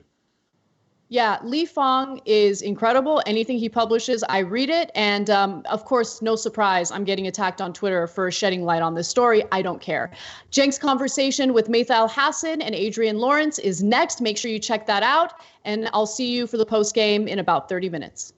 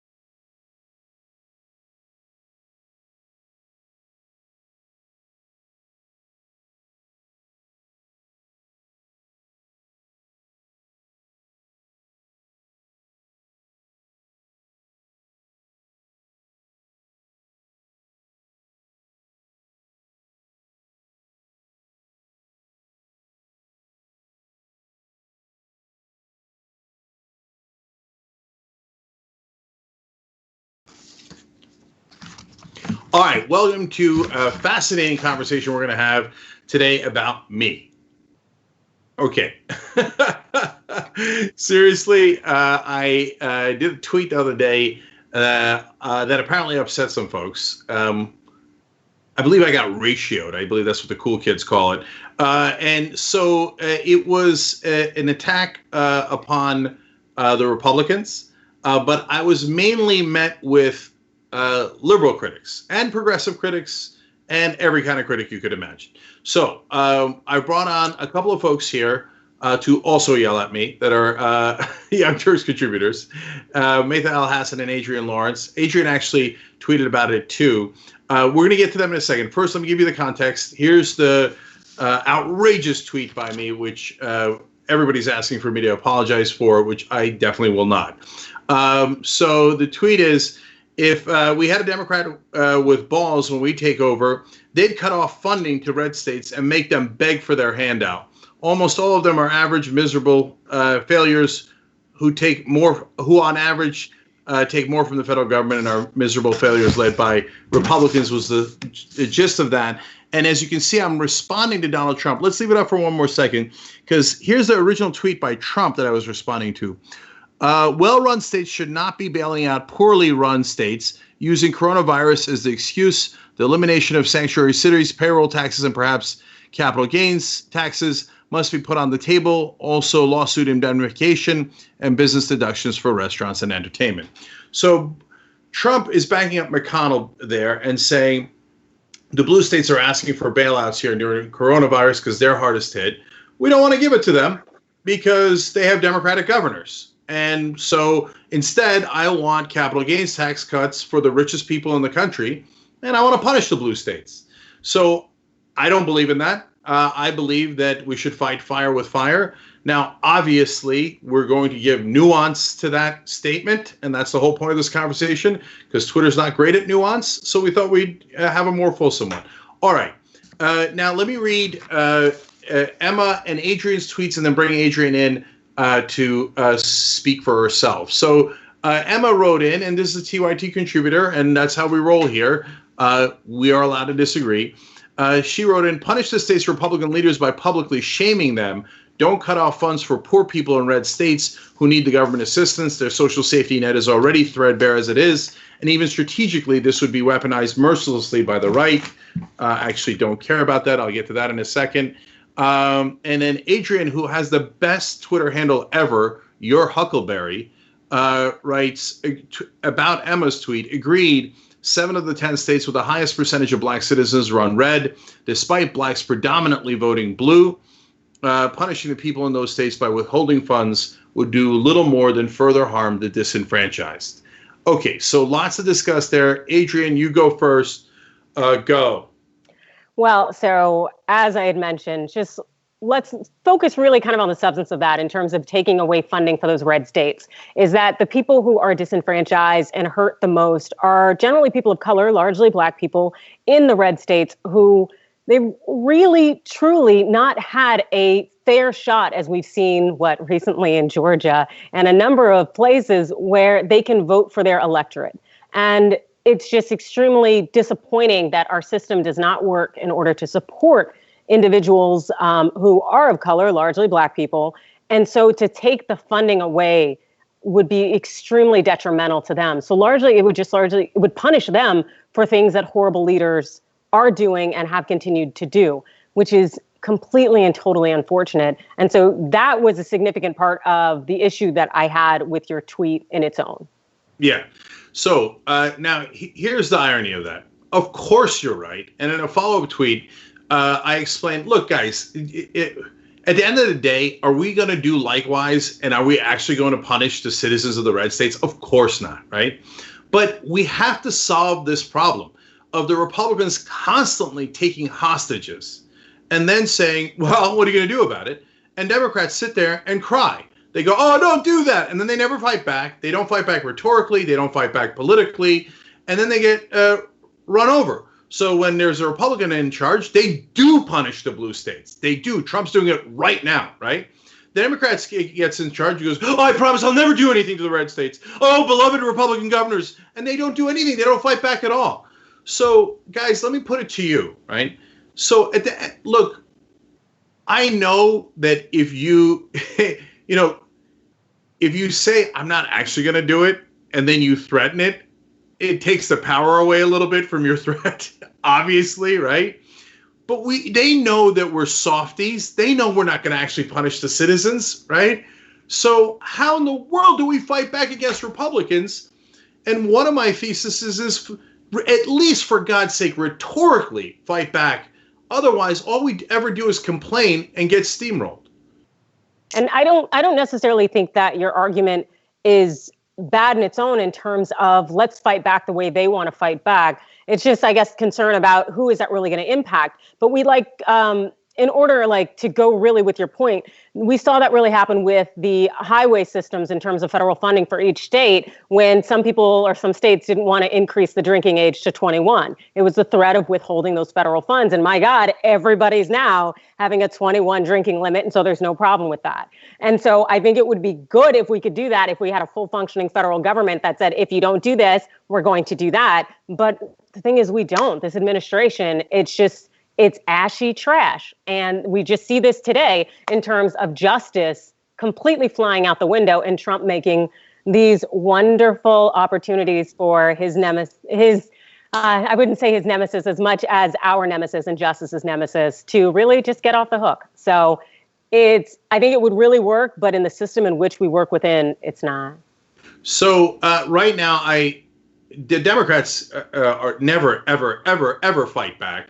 So no one actually knows the truth. The reality is the red states take more from the federal government and the blue states give more to the federal government. So here, let me give you an example. Bottom five, as usual, they're bottom five in almost all categories, the red states are, because they've been run by Republicans for decades. So of course, look, the one part of it, and it's not just rhetorical flourish, it's absolutely true, is that the red states in mass, on average, are miserable failures because they're run by Republicans. So Mississippi received $2.13 for every dollar they gave to the federal government. So they took in a lot more than they gave. West Virginia got $2.07. Kentucky got $1.90. South Carolina got $1.71. So how about California? 96 cents, meaning that means they give more than they take back from the government. Massachusetts, 83 cents. Connecticut, 82 cents. New York, 81 cents. New Jersey, where I'm originally from, 74 cents. So red states, I guess you're welcome because you're living off of us. So now, Maytha, when you say it politely, no one pays attention. No one knows those facts. Everybody just hears the Republicans barking. So I flip it on them and I say they're welfare queens. Now I get pushback saying, oh, no, Cenk, you're being impolite. All right. I know that they're saying more than impolite. Your PhD is in American studies and ethnicity. So go ahead. Tell me what's wrong.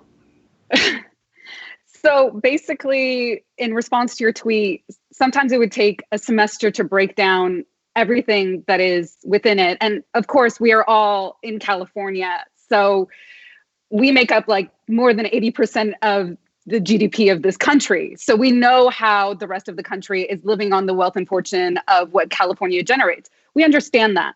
But what I think you're doing, or you did in those tweets that was, I hate to use the word triggering, but was dredging up a certain racist, misogynistic, classist rhetoric within this country's history, is that there was a conflation of something called the culture wars and what you're saying in terms of political strategy. And that also, what it unfortunately does is it does detract. It does take away from the argument that you are making. So when you use something that, no, I'm going to go into it. I'm going to go into it for a second. So I know you're trying to flip it, and that's one of the tweets that you were talking about. But the problem is that the term welfare queen, I just want to go into a little bit of the history. It's such a blatant dog whistle. It was something that emerged in 1974. Chicago Tribune found this case of this woman named Linda Taylor, who they said allegedly was making $150,000 off of welfare every single year under 80 different aliases. And then who picked up that story? So that story was labeled the Queen. And they showed images of her in fur coats, in Cadillacs. That story was picked up by Ronald Reagan in 1976 when he debuted his presidential campaign in New Hampshire. that audience in New Hampshire is, as we've discovered, pretty white, and the economic disparity isn't as rampant as in different states. So he tried to use this story. He didn't even use the term welfare queen because he didn't need to. It was already embedded in the psychological consciousness of people who have a repugnance for poor people in America and a repugnance for poor Black mothers. And this is a longer history too that doesn't even start in 1970s. It goes further back in the way that Black women were derided, were silenced, were marginalized for allegedly cheating a system that implicated them as criminals from jump. And I think so. I just want to just say one more thing, which is that to feed into this dog whistle, even if we try to flip it, is still perpetuating this narrative system that believes or imagines when they hear that word, the criminalization of Black people, and also thinks about the undeservingness of poor people at the same time. Yeah. And of course, all those categories intersect. And I think what you're hitting at the heart of is not just Black single mothers, but this part of free market fundamentalism that is obsessed with how poor people are cheating the system. Yeah. And to say that the red states are the ones cheating the system, we all know, and we've said this extensively on the Young Turks, that it is corporations, it is CEOs, it is these capitalist cronies that are in it with this kleptocracy that are cheating the system. And, you know, Robert Reich, who was a secretary during Clinton, he's had this amazing tweet about Monty Bennett, who got $96 billion in federal bailouts for his hotel empire. And lo and behold, he gave $50,000 to the Trump reelection committee. So where is our fight back? It's to fight back against that system. And So look, on all the facts, you're absolutely right. And I'm perfectly aware of that history. I'll add to it. Reagan also, the 76 election you're referring to, obviously he lost the primary, but in 80 he came back and won. And he launched his candidacy in Philadelphia, Mississippi, a town that has no significance other than the killing of civil rights workers in that town. And he did not call it out as something to be, derided. He seemed to have gone there to celebrate it. So Reagan fully embraced racist ideology. So did the Republican Party. It was called the Southern Strategy. They definitely put welfare queen out there. It was definitely racist. So the reason I flip it on him is because everybody knows welfare queen. And so when we say kleptocracy, I got to be honest with you, we lose 98% of Americans. They don't know what that means, okay? They know what welfare queen means, or they think they know what it means. And so when I flip it and I say, wait a minute, if we're talking about handouts, because you just said the blue states take handouts, well, that's a lie. I've now got your attention when I use the word welfare queen. And now let's talk about, well, the red states do take handouts. And as progressives, look, we're not against the poor. We're for the poor and the middle class. So Kentucky, if you want to say to us, we need your mercy, we will give you that mercy. But I need you to say it, because I can't have you going around pretending you're better than us and that we take money from you. I can't have your elected representatives shaming people in blue states as we finance you in the red states. So let's have a real conversation about what's happening in America. No. If I can just jump in really quick, I completely understand with what you were saying. But because I've been exposed to you and I know you, I did not see that as necessarily problematic in what you said about using the term welfare queen. But the thing is, you don't necessarily have the cachet to use that term in a public setting and for people not to assume that it is coming from a racist vantage point. Yes. You know, you're a former hardcore Republican. You've said a lot of things that upset a lot of people, and they don't necessarily know that you are not using it as a weaponized term. And I do think that if you had explained, hey, you Republicans use this as a welfare clean, but you are truly that, kind of, I think that could have gone a long way. But otherwise, I do think a lot of people are launching at you and coming at you that way because you don't have that cachet built up where they know 150% that you are not using it in a derogatory fashion toward people of color and especially women of color. Yes. So somebody like Dream Hampton, who did Surviving R. Kelly, she famously talked about Mike Ilitch, who he now passed away, owned Red Wings, other sports teams. She called him a welfare queen because he was in cahoots with the governor of Michigan and got contracts. She is a Black woman who is positioned in a way that it makes sense that she's flipping the terminology. And again, like, context matters. And also the use of culture wars language matters because it's had such devastating effects when it comes from people who are not from that group. Yeah. So guys, it's a real question, and that's a good question. So I partly agree, partly disagree. So the part I agree with is you guys are absolutely right. Not everybody on Twitter knows me, right? Yeah. So, and they don't watch the Young Turks. So a lot of them have no idea where I'm coming from. So for all they know, I'm not a progressive. And by the way, if you read the New York Times or LA Times or CNN, you'd think I was a right-wing radical.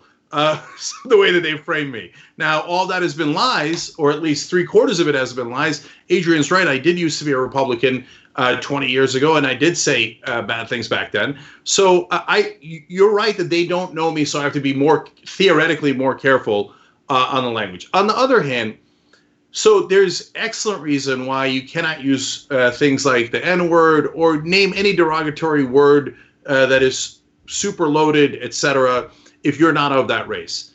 But how far does that go? It's a legitimate intellectual question. So, welfare queen, Maytha, are you not allowed to use it? Because you're not Black. Now, you study racial issues. You're deeply progressive. I know that, but not everybody knows that. I'm being serious. It's not like... Yes. I mean, I love this question because this was going to be a question I was going to ask you because I've been so curious how you feel like you are racialized or how you see yourself vis-a-vis Blackness and whiteness too. I clearly am a non-Black person. I know that. And so for me, I think about questions of what does it mean as a professor for me to introduce conversations about what happened to Black folks, Black radical history, Black freedom struggle in a class where that's not my background. And what I do is I try to contextualize that for my students, because otherwise, again, and this is Adrian's point, what does it mean to add context to your arguments? It means that you are disrupting the kind of culture wars conversation that emerges in reaction to not knowing context. And again, we know Twitter is not nuanced. Twitter is a place that added a thread. And so now we think we have a little bit more expanded conversations between each other, but we don't know how you see yourself racially and vis-a-vis how other folks have racialized you either. And I think that's an important part of the conversation that we rarely have on television.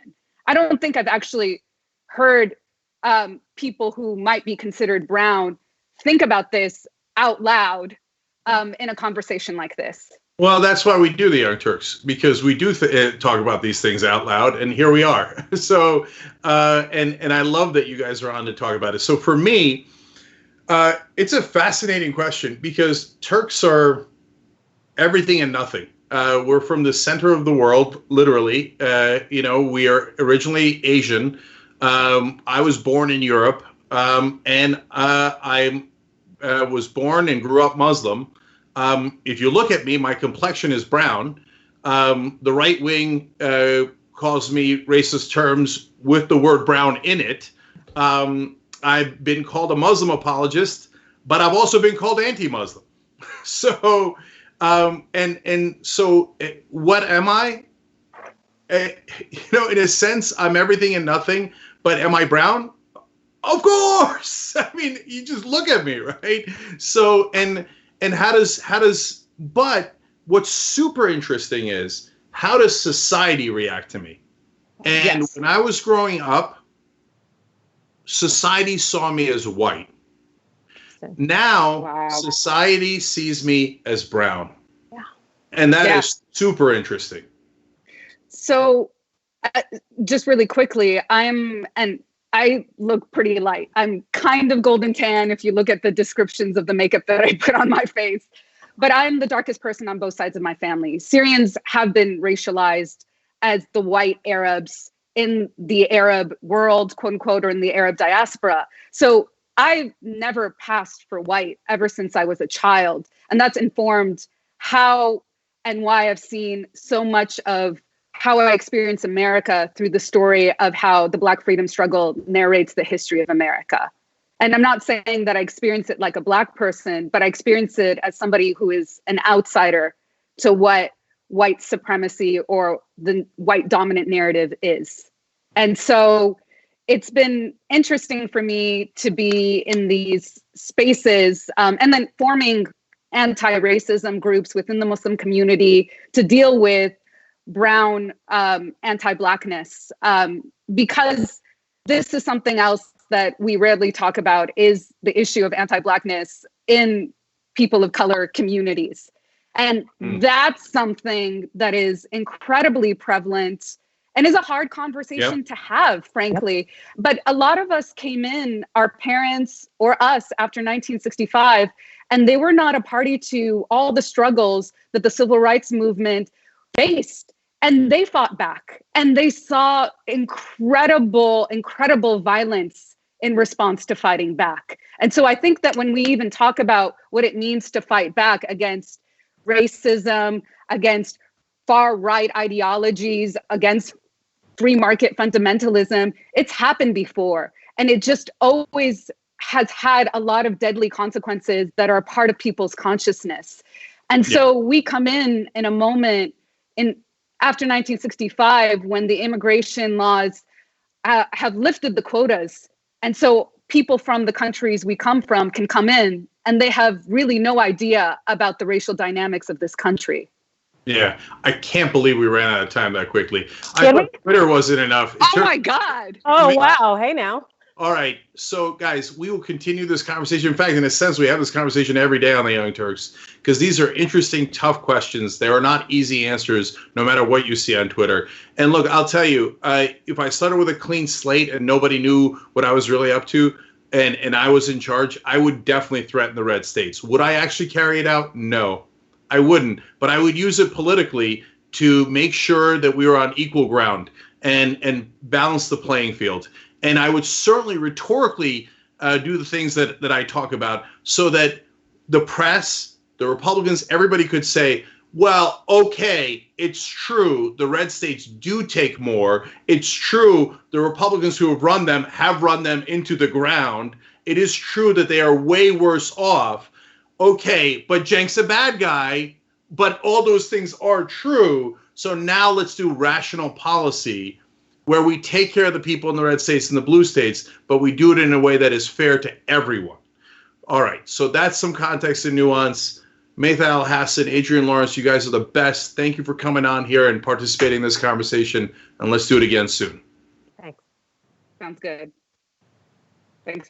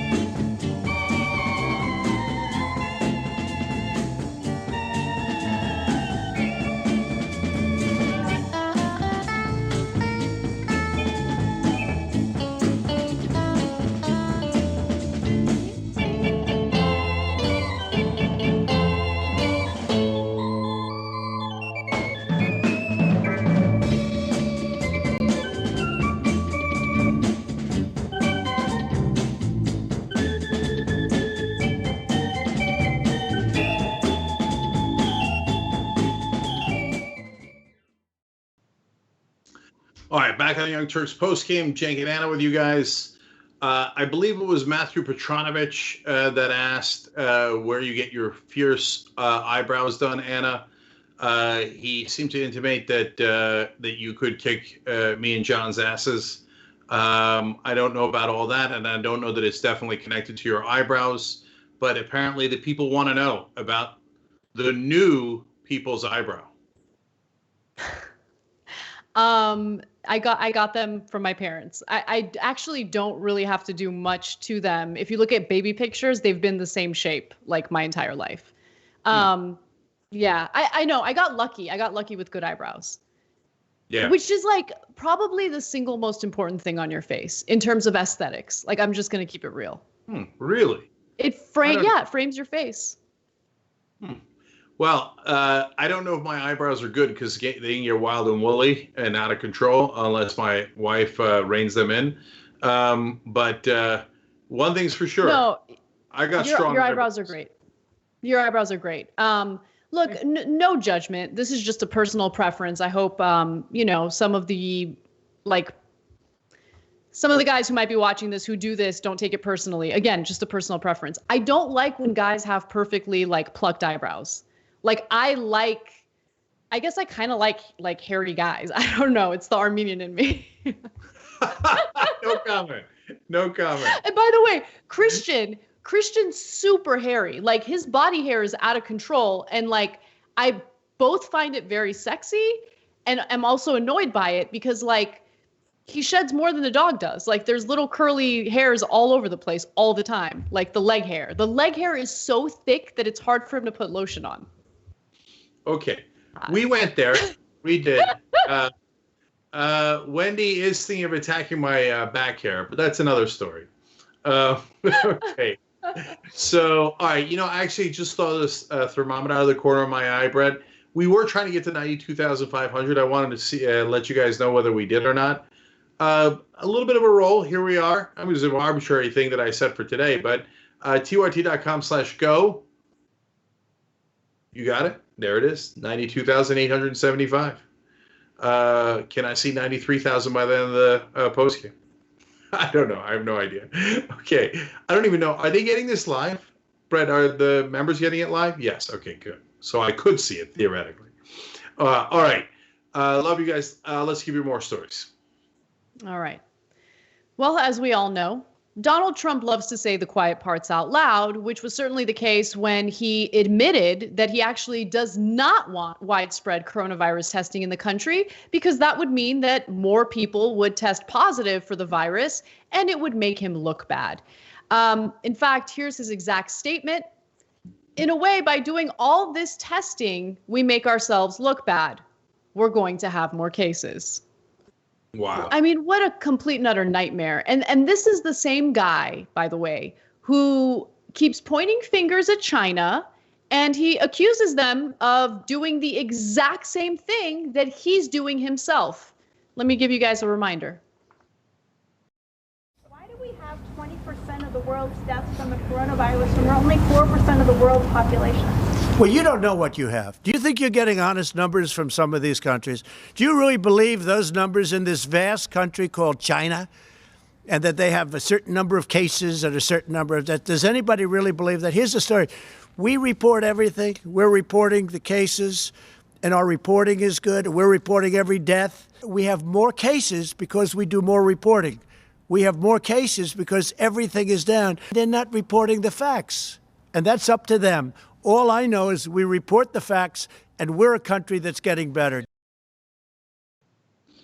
Okay. Except we don't know we're getting better because we still, even today, do not have widespread testing available in major parts of the country. Yeah, so he's right about a vast country like China. Not necessarily China, but like China. Yes, are they hiding their numbers? Of course they're hiding their numbers. That's definitely true. Should we do likewise? No, we should not do likewise. So you're right to criticize them, so don't do the same thing as them. And this is not a new thing. He just happened to admit it yesterday. but he's been doing it from the get-go, and we've been telling you that he's been doing it from the get-go. It wasn't just incompetence that he didn't order the tests. It's because he thought if people don't know they have it and it's reported as less cases, I'll get in less trouble. The stock market will freak out less. That was way back in the beginning when they thought they could control it and not have the stock market collapse. And so even now, though, he's thinking, well, the more cases we have, the more it hurts my re-election efforts.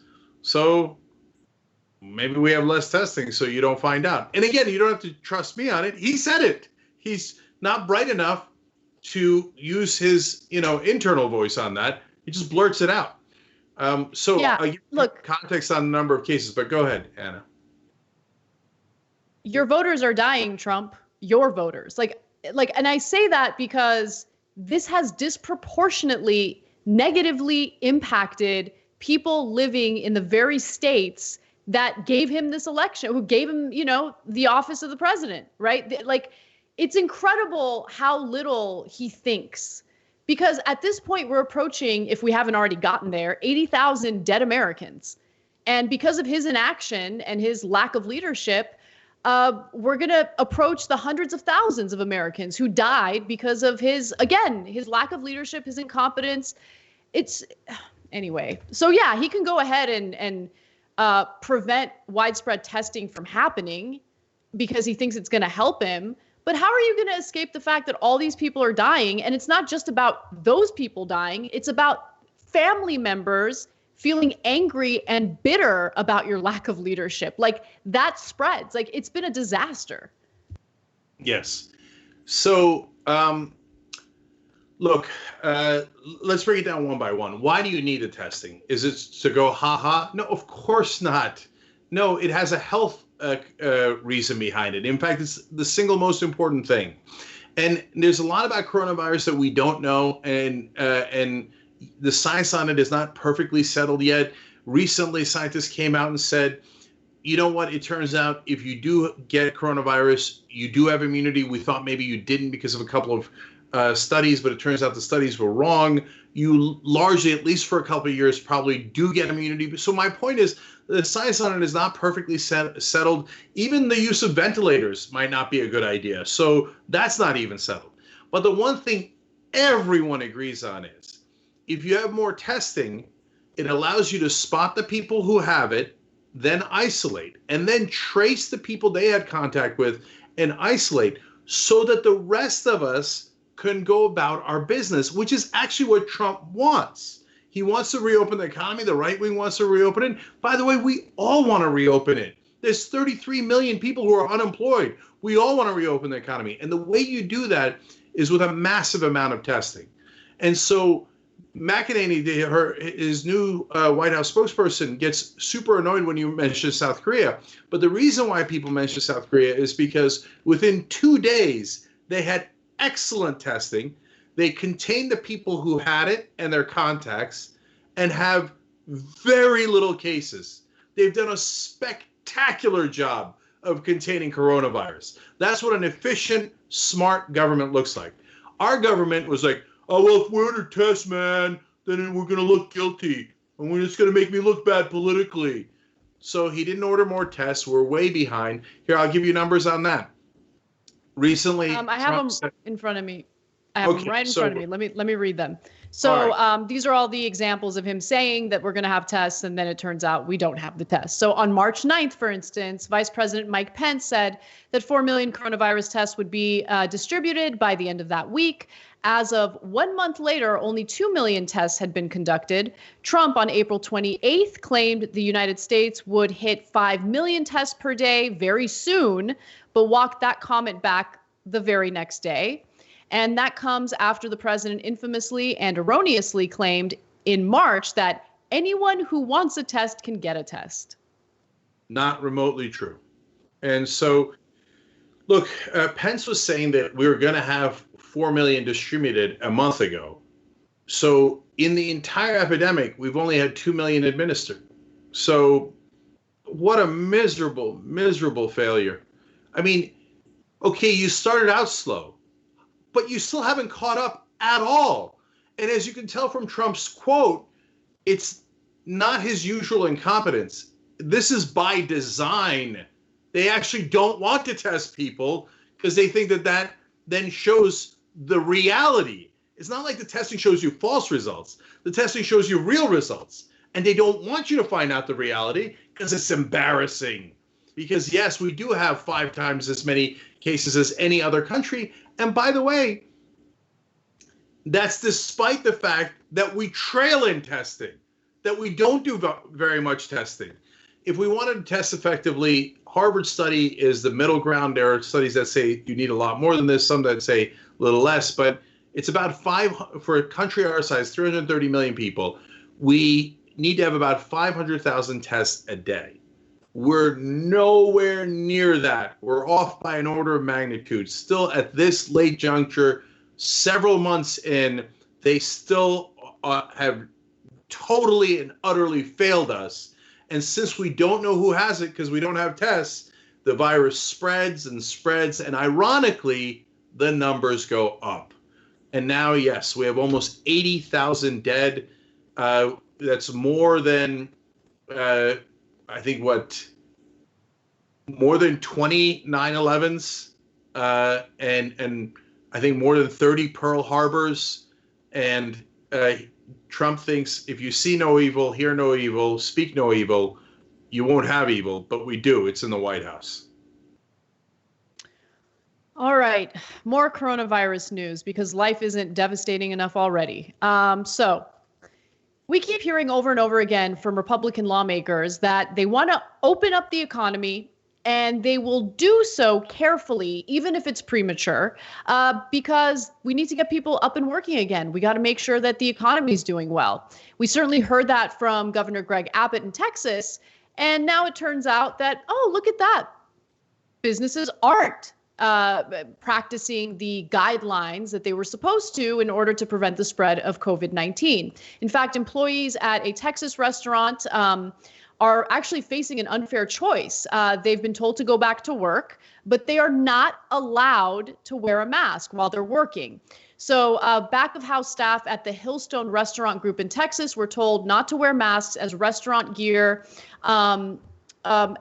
And by the way, they're allowing their restaurants to be up to a 25% capacity. So if the employees in question decide that they're not going to go ahead and wear the masks because that's what's going to help stop the spread, well, then they'll lose their jobs. Okay. So CBS News reported that some agreed to work because they were offered a 40-hour work week, but were told if they decline, they wouldn't be eligible for rehire. She said management also told her, this is one of the employees, her face masks don't complement the restaurant group's style or level of hospitality. Yeah, you know, nothing sounds more hospitable to me than getting basically a lethal virus, a potentially lethal virus while I'm enjoying my meal. Like the whole point of wearing the mask, I can't believe we're having this conversation. I'm so sick of doing this, like having these conversations every day. We live in a country where a significant portion of people here are idiots and there's no reasoning with them. I don't give a crap about your style. I care about keeping people safe. That's what we should care about. That's what we should value. I mean, anyway, but they don't have to worry about anything because the Trump administration has been fighting aggressively to clear all of these businesses of any potential liability if anyone gets sick at their company or their place of work or their business. They don't have to worry about any lawsuits because Republicans and the Trump administration are going to go ahead and protect them. Anyway, I'm so sick of this. I'm so sick of this. It's like, why can't we be in a country full of competent people? Like, why can't we have that? That's like the bare minimum, We can't have it. Yeah. So this is a shame because I like Hillstone. Hickory Burger off menu used to be Houston's, but now served with a side of coronavirus. To me, if your waiter or waitress doesn't have a face mask on, that's not a good aesthetic. These days, in the middle of a worldwide pandemic, face masks are excellent aesthetics. In fact, so my mom had a birthday, unfortunately, in the middle of this mess, and I went to go get her a cake, and the person who's making the cake didn't have gloves on, or putting the cake in the box didn't have gloves on. So I was like, no thanks. I'm not going to bring my 72-year-old mother a cake filled with coronavirus because some schmuck isn't wearing gloves while preparing it. So I'm not going to go to a restaurant where they're like, yeah, we sneeze on your food, whatever. It's not like there's 80,000 people dead in the country. It's not like there's 1.2 million cases. It's not like this is the worst pandemic of our lifetimes. No, wear the mask. Anyway, but part of it is this right-wing ideology that aesthetic matters more than reality. And it's actually, this is deep-rooted. It's psychological. That's why in the conservative mind, order and what they perceive to be cleanliness, which in this case is deeply ironic, it is actually a moral component in their way of thinking. And so when they see things that upsets them, like, oh, the mask reminds me of the disease that's around us, and I don't want to be reminded. That's why I'm at a restaurant in the middle of a pandemic. So they say, don't do that. That way you'll see people want to come here, even though it's the opposite of what they're trying to accomplish. Now, does that make sense? The conservative mind? No, it's never made sense. So here we are.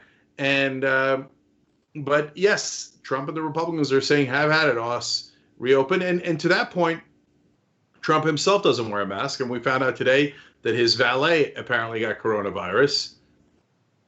But Trump doesn't think it's a good aesthetic either.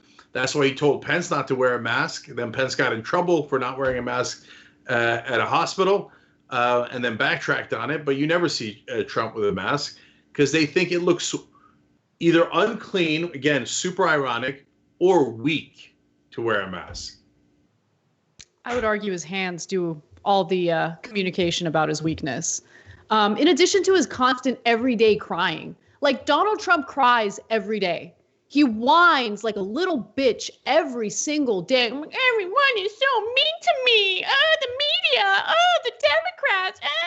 You're a little bitch. That makes you look weak. When are people going to realize that? When is he going to realize that? I'm sorry. It's the post game. I feel like I can finally let loose. He's a little bitch. I can't get over how much of a little bitch he is every day.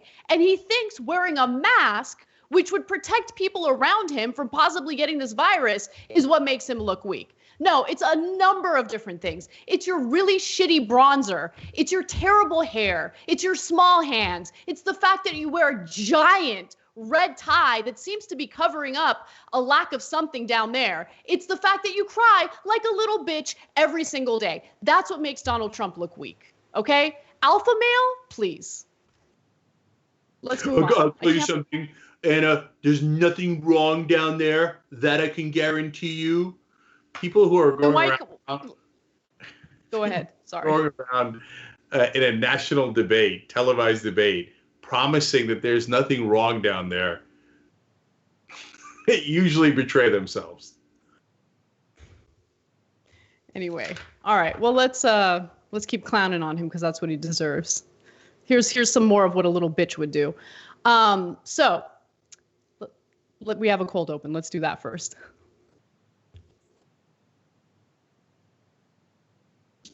Sorry, Brett. Yeah, by the way, I like your reference to a cold open.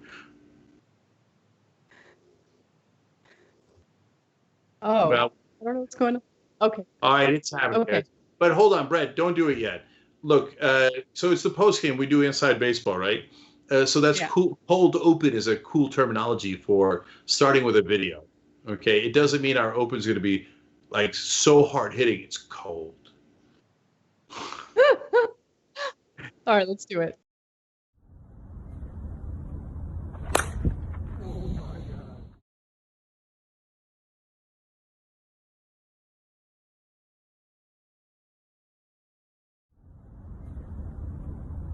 Did you always know you were going to go into this business? No, I wanted to be a baseball player.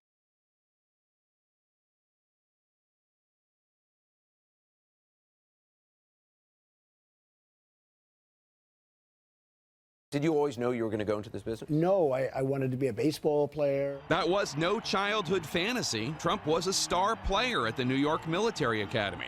His coach told Rolling Stone he was once even scouted by the Phillies. I was captain of the baseball team. I was supposed to be a professional baseball player. Fortunately, I decided to go into real estate instead. Wrong.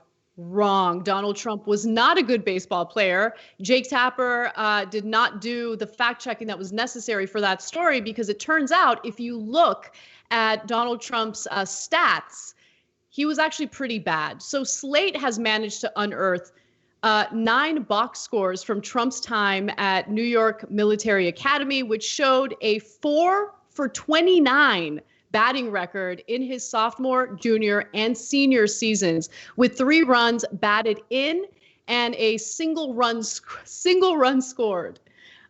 So not a big deal. I talked to my husband about what all this means, and it's really bad. Okay, I'm not like a baseball genius, but that's not a good batting score. Also, Trump's batting average in the 9 games Slate found box scores for stood at a disappointing 138.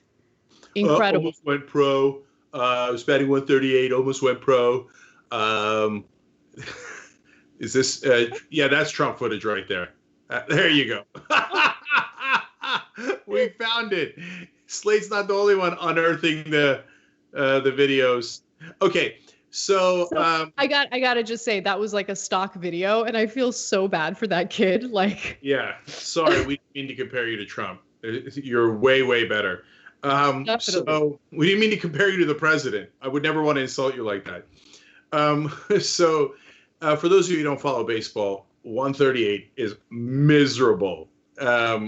So one writer described his school as a podunk school, not known for baseball, and not the school overall, but the athletic component of it. Yeah, because it's not like his batting average was 138 in like the major leagues or even like the minor leagues. Like, it was playing randos, like average people, where you should excel in high school, where you should probably, if you're going around bragging about how good you are in baseball, that's where you should have like an incredibly good batting average. And this is what Keith Law over at The Athletic said. You don't hit 138 for some podunk cold weather high school playing the worst competition you could possibly imagine and go pro. It's absolutely laughable. He hit 138. He couldn't hit. That's pretty clear. I was going to go pro. And then the outrageous lies. Give him the one about McCovey. I love this one. Okay. So Trump also said he attended a tryout camp with another hot young prospect and future Hall of Famer Willie McCovey that convinced him to give up baseball for good. The only problem with that fabricated story is that McCovey is 8 years older than Trump and was already a star player for the San Francisco Giants. He is Dr. Evil. He's out of an Austin Powers movie. He makes such outlandish claims as inventing the question mark. He's like, I was going to go pro, and I ran into Wilt Chamberlain. We were dunking together, and he said, you know what? You're shooting 1 for 300, so I wouldn't do it if I was you. And I decided to be a real estate tycoon instead, and I was so good, my dad gave me $413 million. What? So, look, that little snippet of the Jake Tapper piece, the CNN piece, that was actually maybe the most important part of the story. Yes. If you're powerful like Trump was going into the election, he was a TV star. He'd hyped himself up for decade after decade. He pretended to be a billionaire, and the press largely never questioned him on it. They never did hard-hitting journalism. They never exposed that he just got his money from his daddy and that he'd gone through 6 bankruptcies and it was a miserable failure. Instead, they played into this mythology of Donald Trump and the star baseball player. They never questioned anything he said. And so that's what they do for the powerful. Now, if you don't have power, then the press will try to prove how tough they are. Then they'll try to shred you and then go, oh, you see, I'm I'm such a good journalist. You know, if someone doesn't have any power and doesn't threaten anyone, I will beat the living crap out of them and go, look at that, tough journalist.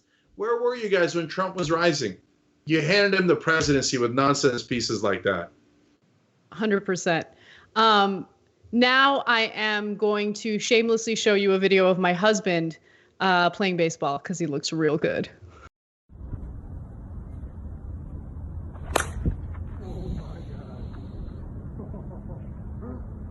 Just showing Christian video here, although I hate to say it. Christian actually was a professional baseball player. That's what a professional baseball player looks like. Now, have you seen Donald Trump?